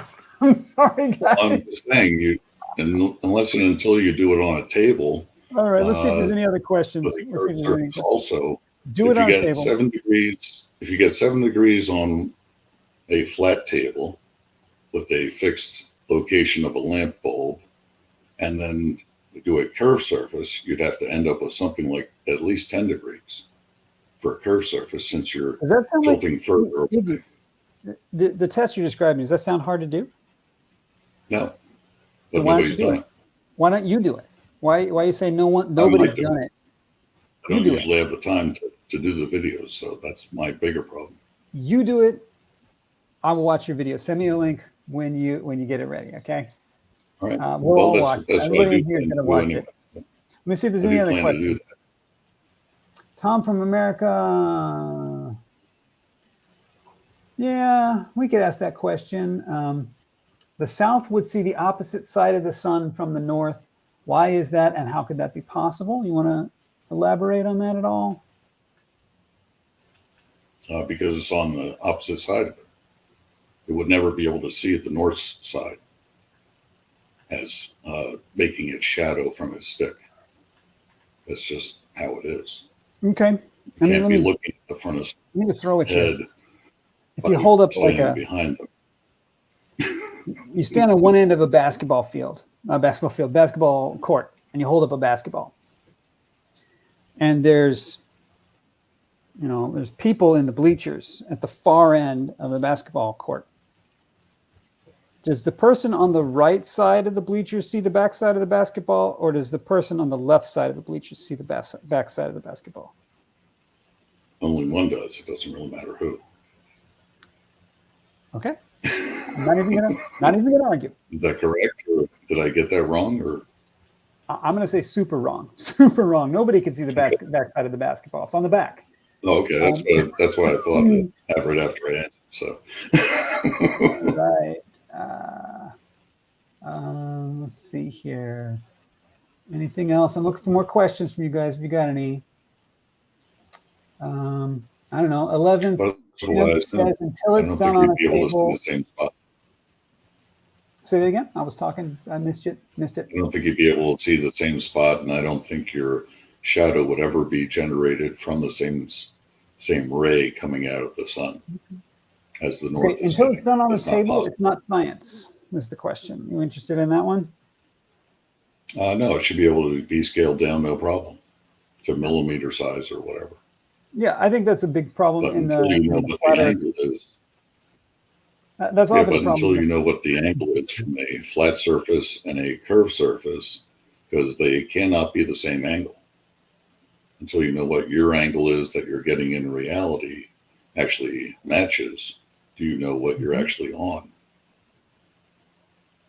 Because it's not like these people who are putting out this theory don't know what they're doing. They've crunched all the numbers. They've set everything up for everyone to be deceived by. It's done long before any of us even came into existence. So it's not surprising that these things do work out. Leo Bricola. Leo Bricola. What does he think about the moon? What do you think about the moon? It's fine, but we didn't go there. And we're definitely not shooting it with a laser. Definitely not. Not possible. Have you got any new vids dropping boxes into clouds? I think that's maybe for me. I don't remember dropping boxes into clouds. Did you ever do something with boxes and clouds? Not me. Yeah. Just Barry, if you want to elaborate, feel free. Okay. And I think we're caught up. Oh, wait. Stevie B has a question. Stevie B says, how about we all see the same face of the moon at me? Yeah, we all see the same face of the moon. How is that possible? Because it's facing downward is all. Because it's far away? I mean, like the basketball idea? Like you're on the other side of the... On the other side of the basketball court, and you're looking at a basketball, we're all looking at the same side of the basketball. The only people that can see the other side of the basketball are the one holding it, right? The people on the other side. So incorrect. If everybody's under the basketball, everybody's seeing the bottom of the basketball. If the Earth were flat, it would make no difference. The moon must not be a close by sphere. If the moon is a nearby sphere, if it's near, then we look at it from different angles, right? When it's near, we look at the different angles. When it's far, the angle gets closer and closer to the same, right? Right? We get that?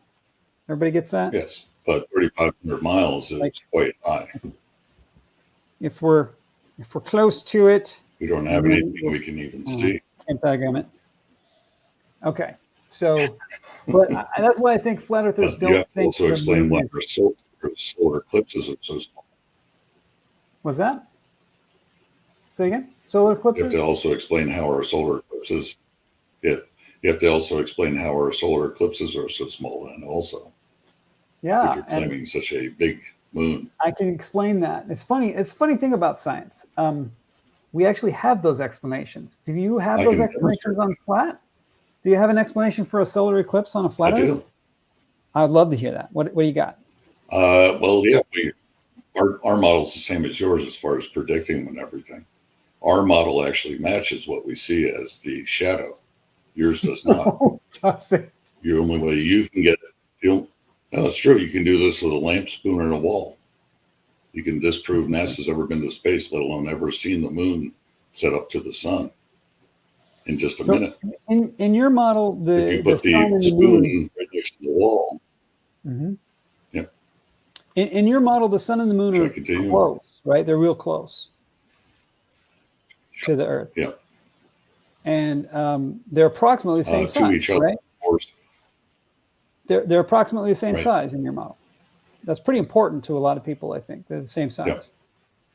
Yeah. Okay, so how do these two things that are at the same distance, same size, how do they create a shadow that moves?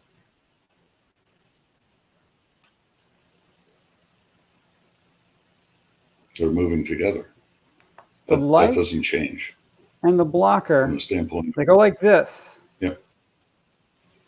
But somehow the Right. shadow of this goes across the Earth.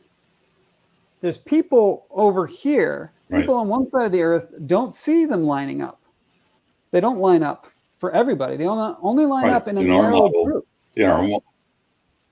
Right? Right? There's only a small window of people. In your case, it's just the Earth thing. So how does that work? Right. That only certain people can see the lineup if they're very close together. Ever given that any thought? It's just a matter of angle. Give it on your tabletop. We don't know how close. And get back to me. Yeah.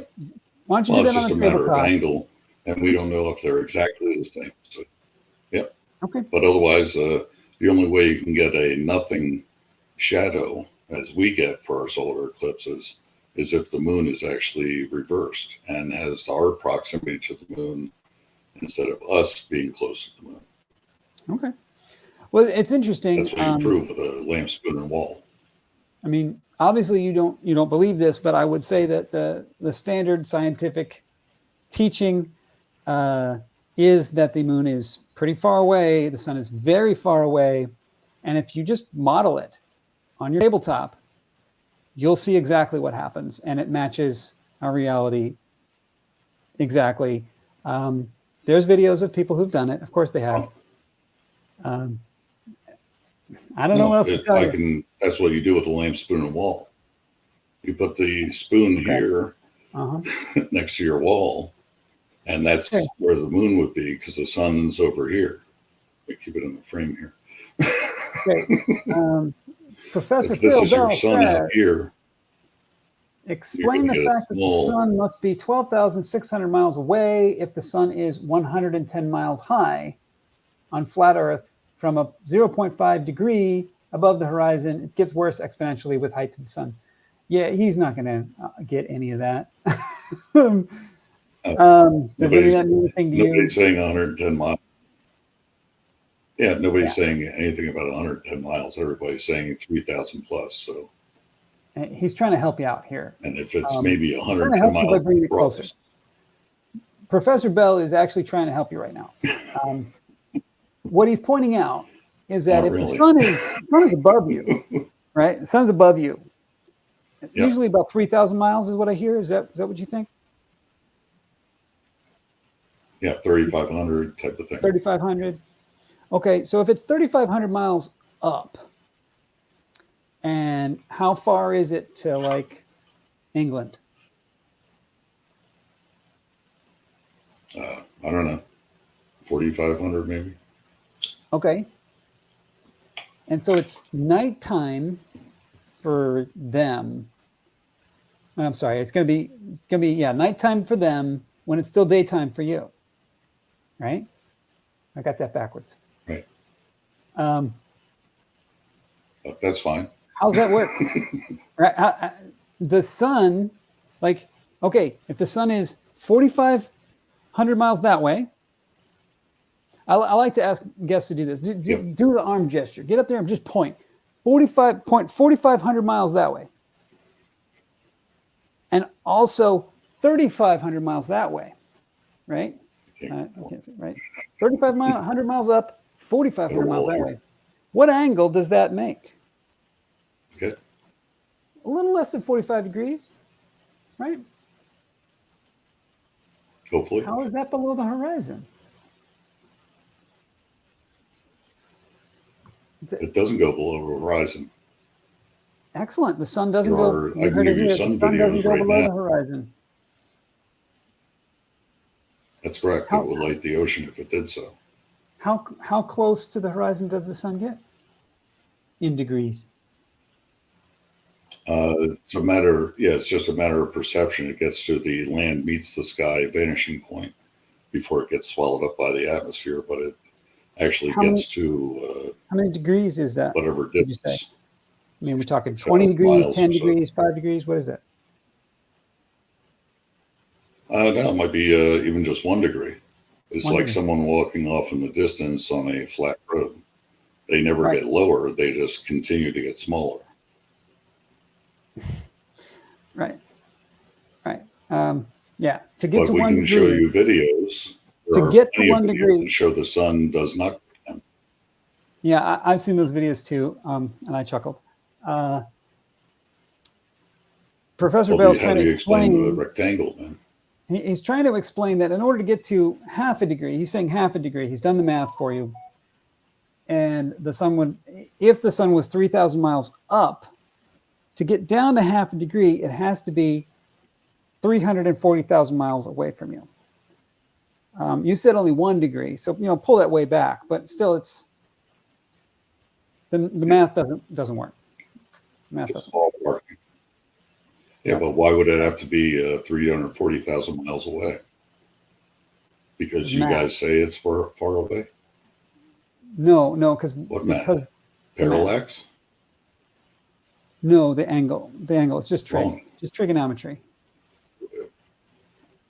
Yeah, but I can Okay. disprove your eclipse setup in a minute. Really? I'll have to do that video also. Yep. Okay. Blame Spoon and Wall does that. Disprove the eclipse setup, and what is the core of your disproof? Is it that The the shadow disproof is can't- your spoon is right next to the earth/wall with a shadow. If your hand even, your hand never gets, the shadow never gets smaller than your hand. It only gets bigger the further away you get from the block surface. Please do it again Now, with if a ring you light. go to the extreme, Do you have a ring light? You know what I'm talking about? and a ring light wouldn't apply. Do you know what I mean? Ring light? Ring light would not apply. Sun is not a No, ring I want you to do it with a light. The ring sun light. is not a ring light. Sun is a Okay. disc light. It's a disc light, right? Yes. So But here's according to here's its the deal, so-called Iggy. setting, it has a filament. In order to do this test correctly, your light source must be larger than your shadow caster. Okay? Just use a light source Why? larger than the shadow caster, because that's what the globe model says, right? The globe model says the sun is 400 times the size of the Earth. The sun is much smaller. No, the size of the moon, right? Sorry? Yeah, but it's also distant. I It's know. also very distant, which makes it much smaller than it's as big as your thumb. That's correct. So in order to match the model, and I'm telling you, this is a key element in the model, you must have a light source larger than the shadow caster in order to get the effect of the eclipse. So just test it yourself. If you've got a ring light, that'll be a large light source and a spoon as your shadow caster. Okay? Try it out. Okay. Let's say I did that and I found out that all I get is just an umbra for where we're told the moon is to us, proximity wise. We only get a black umbra in that case. The only way we get what we actually get in reality is putting the moon right by the sun instead. If you got that result, then I would say let's come back and let's go over it, because I think that's really amazing. Do you even know what a shadow is? I do. Okay, describe There's no for way us. we should have a penumbra at all. What is a shadow? What in the world causes a shadow? Something blocking a portion of the light reaching a surface. Agreed, completely agreed. Can you block only a portion? Is there a way to block just like some of the light? You can block all the light or some of the light. In our case, Okay. we're blocking some of the light and very little of it. So if you blocked all the light, you'd get a darker shadow than if you blocked only some of the light.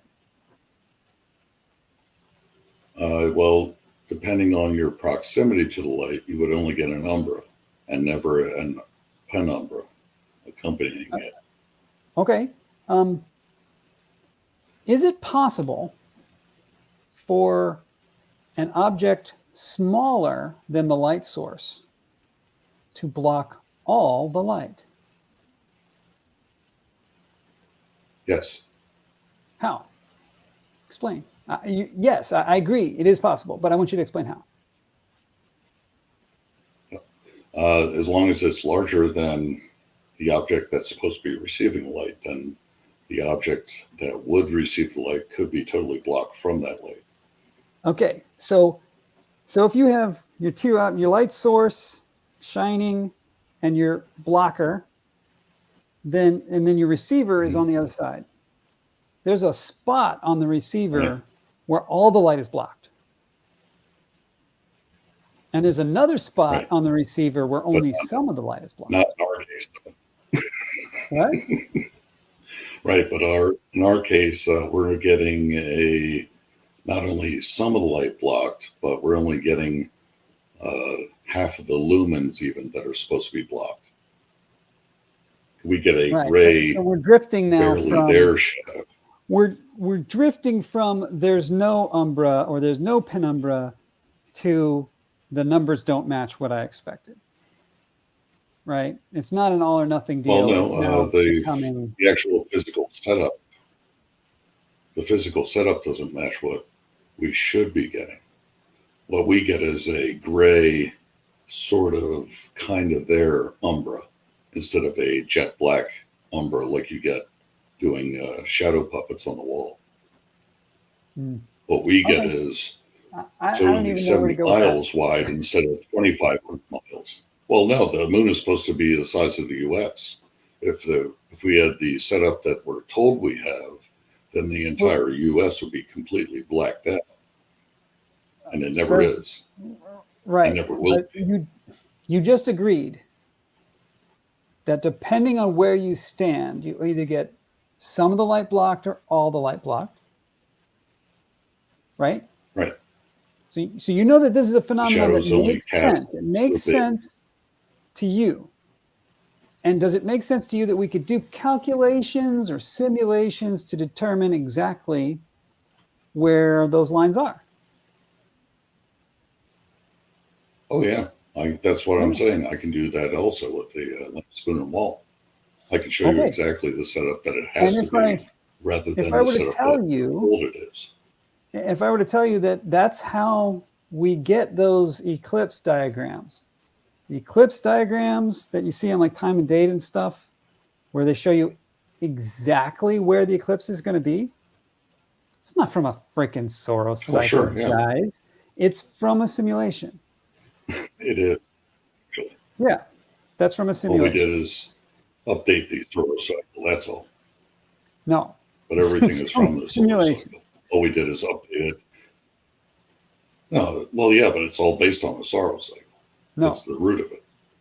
That's like saying it just can't be used for a drop because there's refraction and observer height. Your calculator's 90% of calculation is based on 8 inches. You can't say it doesn't mean anything when it's 90% of your calculation. So Prof. Bell says he would like to talk to you. I think you're saying, Prof. Bell, you're saying you want to talk to him personally on MC Tune if you're interested. All right, cool. Yeah. All right. Anything else you want to say? I think we got all the questions. Any more questions? Let's hit them. Or Iggy, you got anything you want to shout out? Well, we could try it again, and I can get some visual aids together, lamp, spoon, and wall, and whatnot, solstice and all that. I can see if I can maybe run the solstice experiments on the tabletop to give you I an think idea that we I could. can We do could a have you river back. You've been also. nice. You've been super nice. It's been nice talking to you.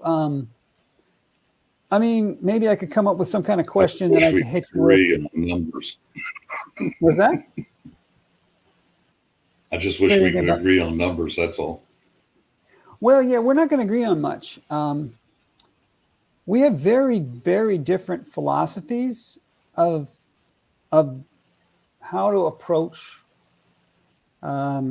what critical thinking even is, and maybe I should hit you with those questions instead next time. Um, I like to Well, let's start see if with, I can get something together. yeah, I mean, I like to start with the idea that I don't know everything, and Okay, good. when there are experts in the world, that I'm going to start with the idea that the experts probably know more than I do about their field. Does that I sound can fair? disprove that. So I Right. can And definitely get into I that think with you you. start from a very different place. I think you start from the place that the experts are lying, and we're not going to start with what they say. Is that Well, I think some are lying, yeah, definitely, but I think mostly it's just the indoctrination. People can't right? Well, believe that they could they're possibly be stupid. wrong. They're incompetent or lying or Maybe. some combination. Yeah, Right. That's where you start I would from. either say And, that or oh. just And then incapable my next thing is, okay, then I want of to see accepting. evidence.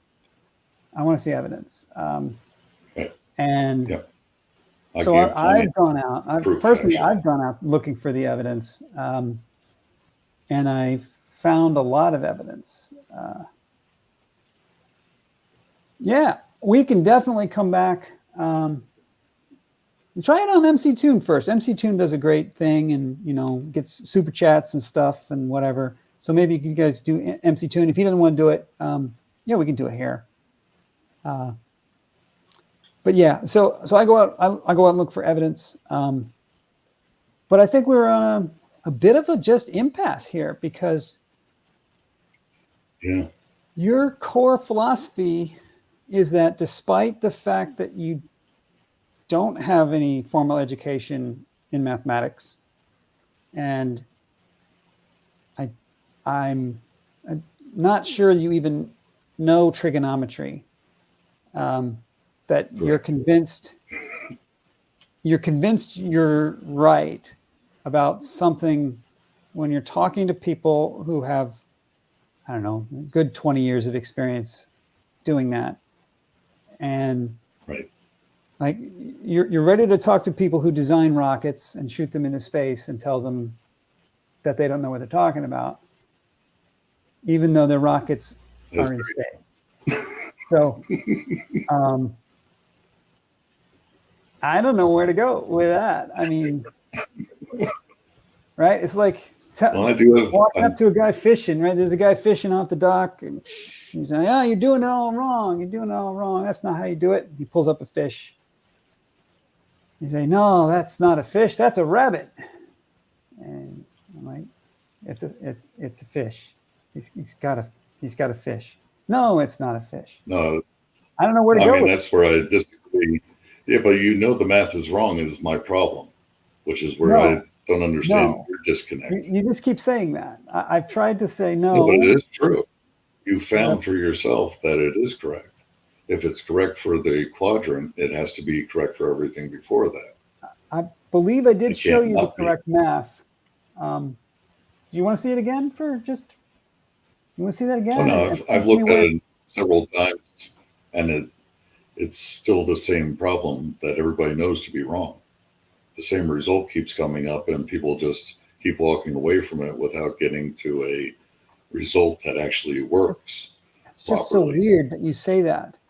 Here's the Well, correct that's what math. everybody's doing, This is right? That's correct. what you say, right? But I It is showed you correct. the correct math where you're stopping also. You're not putting the Well, arc back no, I in, extended it, regardless of right? pulling something in arc Dude, length. are you listening at all? Are you looking at my screen? Yeah, 6,000 miles. What do you want? but you're still 6,200 getting the miles? same result though. Aren't you getting the same result though? What's the same result? There's As this every result. other. this result here. How Are do they you not know the same that number across the is board? wrong? You tell me, how do you know that is not the correct number? Does it equal 6,200 at the end, though? Well, that's in feet. That's not in Right. miles. Are you getting 6,200 miles from that number? You should not be. You should be getting I'm getting 3940. right.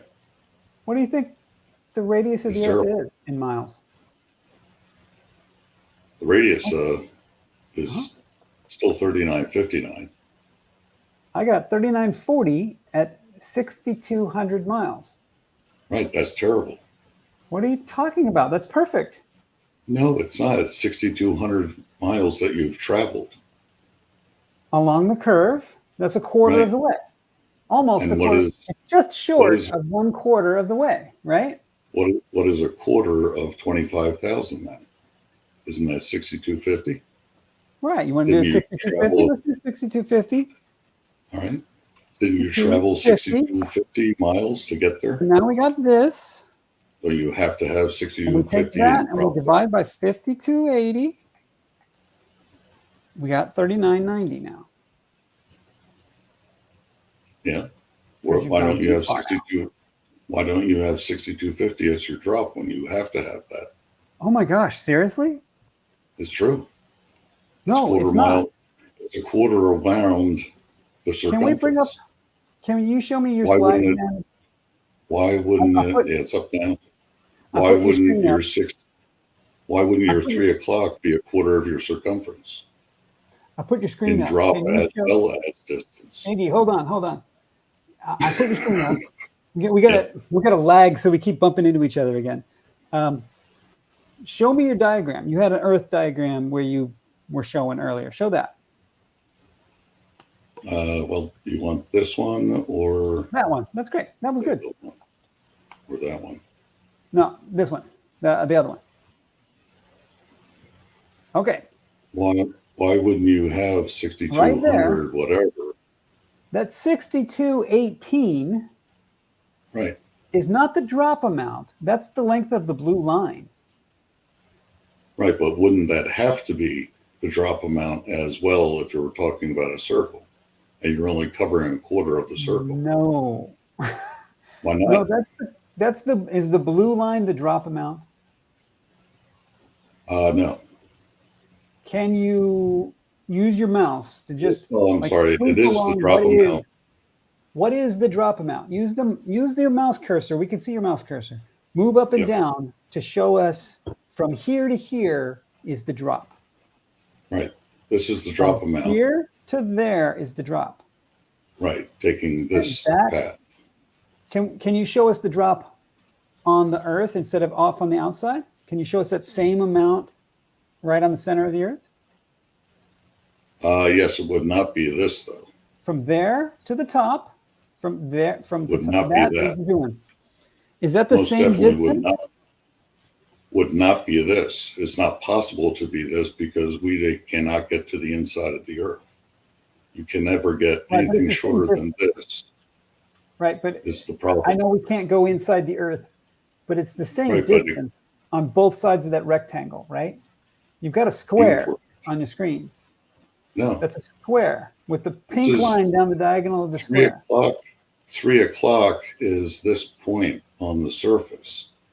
The measurement is not 3959 to get to this point or to get to this point on the surface is what people don't understand. You have to travel the outside of the circle. You can never get to the radius. No one has ever measured the radius. The radius is inside the Earth. If you don't, how you don't understand that is what I'm totally confused by. Because the only way you get 3959 is going into the Earth. Let me try and take you through this. You have to see Earth in half like an orange to get 3959. How about you listen and try to be an active listener. Like I'm going to try and explain. You try to follow along. Okay. All right. I see a square on your screen. It starts in the upper left corner at the 0. Can you point to the 0 for me? Point to the 0. Oops. Okay. And then we go across to where it says 3959.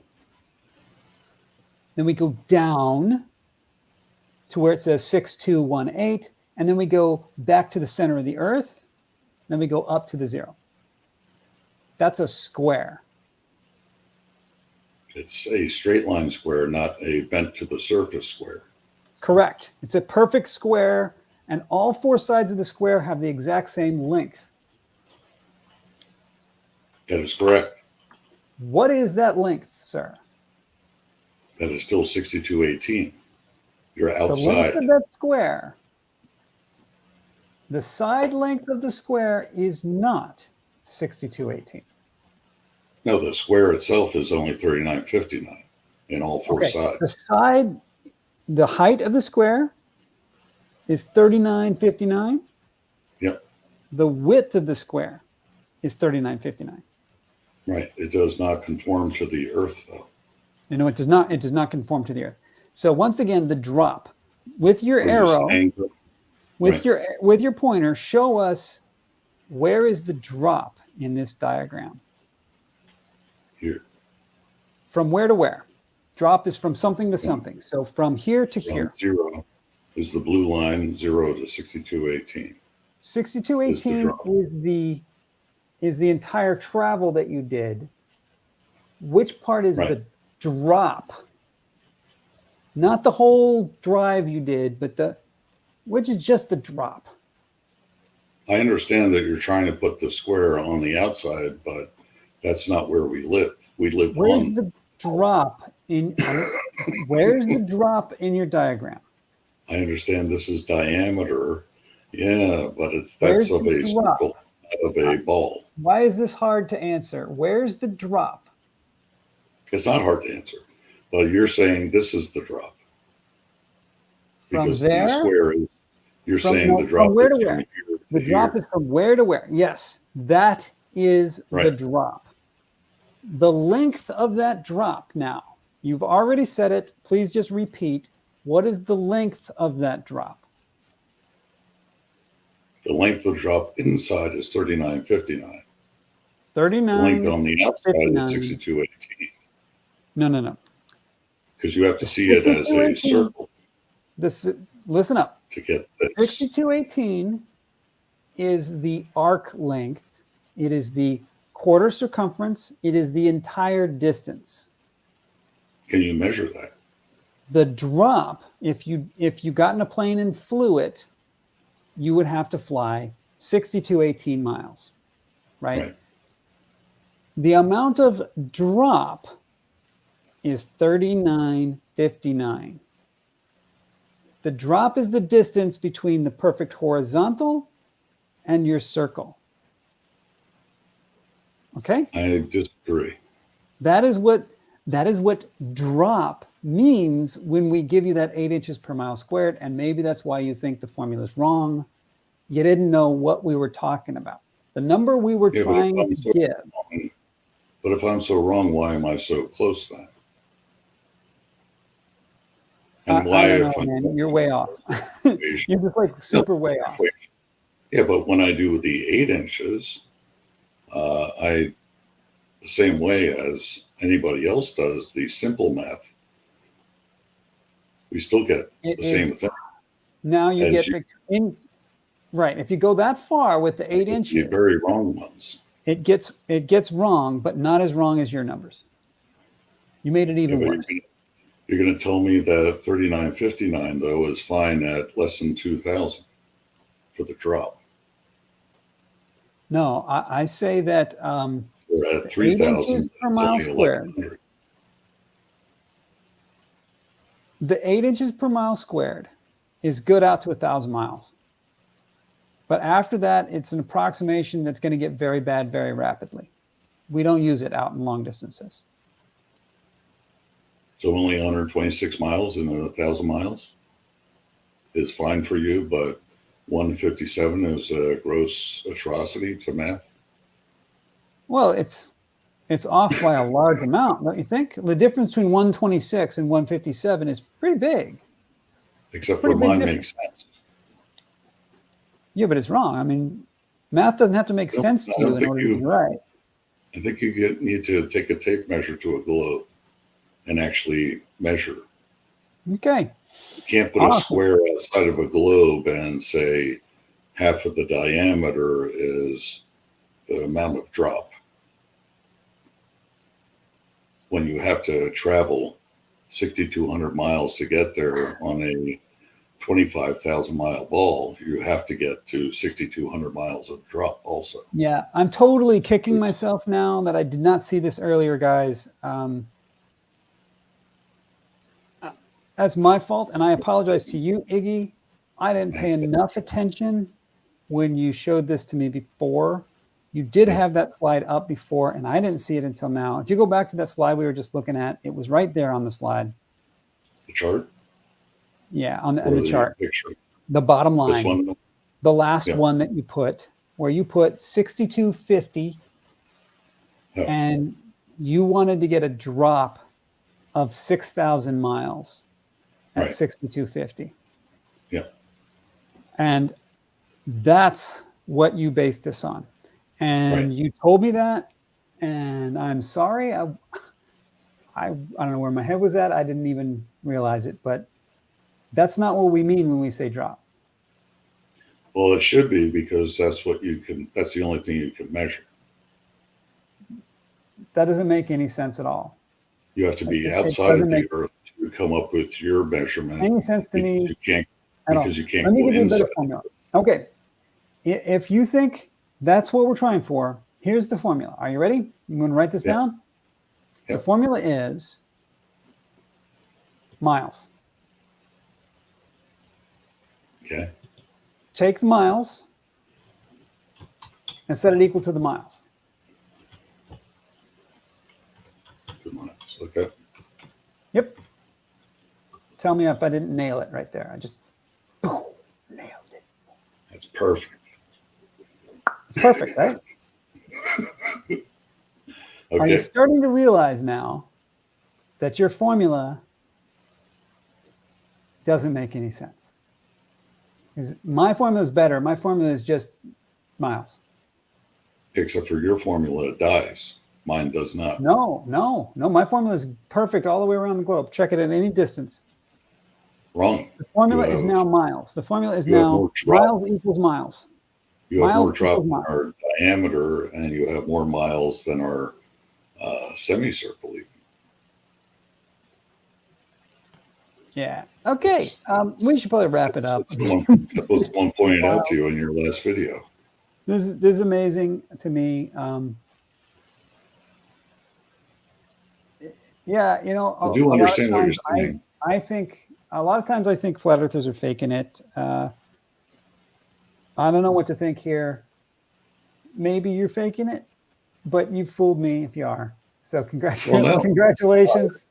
I think you need to measure it. You can't go outside of the earth and claim that this is the amount of drop because you put a square in front of the earth. The square does not conform to the surface. So that's awesome. I understand what you're saying, though. That's nice. I think you ought to take a math test before you declare yourself to be the expert on the math. That's all right. I might do that. Right? Yeah, you know, just like high school level math test. Just, you know, take that and see how you do, and then use that as a objective way to measure yourself, and then have a reality check that maybe you're not the expert that you think you might be. Well, I have to disagree, unfortunately, but I'll see what I can do. Okay. See what I can do on that. If there's the next time, then I'll bring some better visual aids.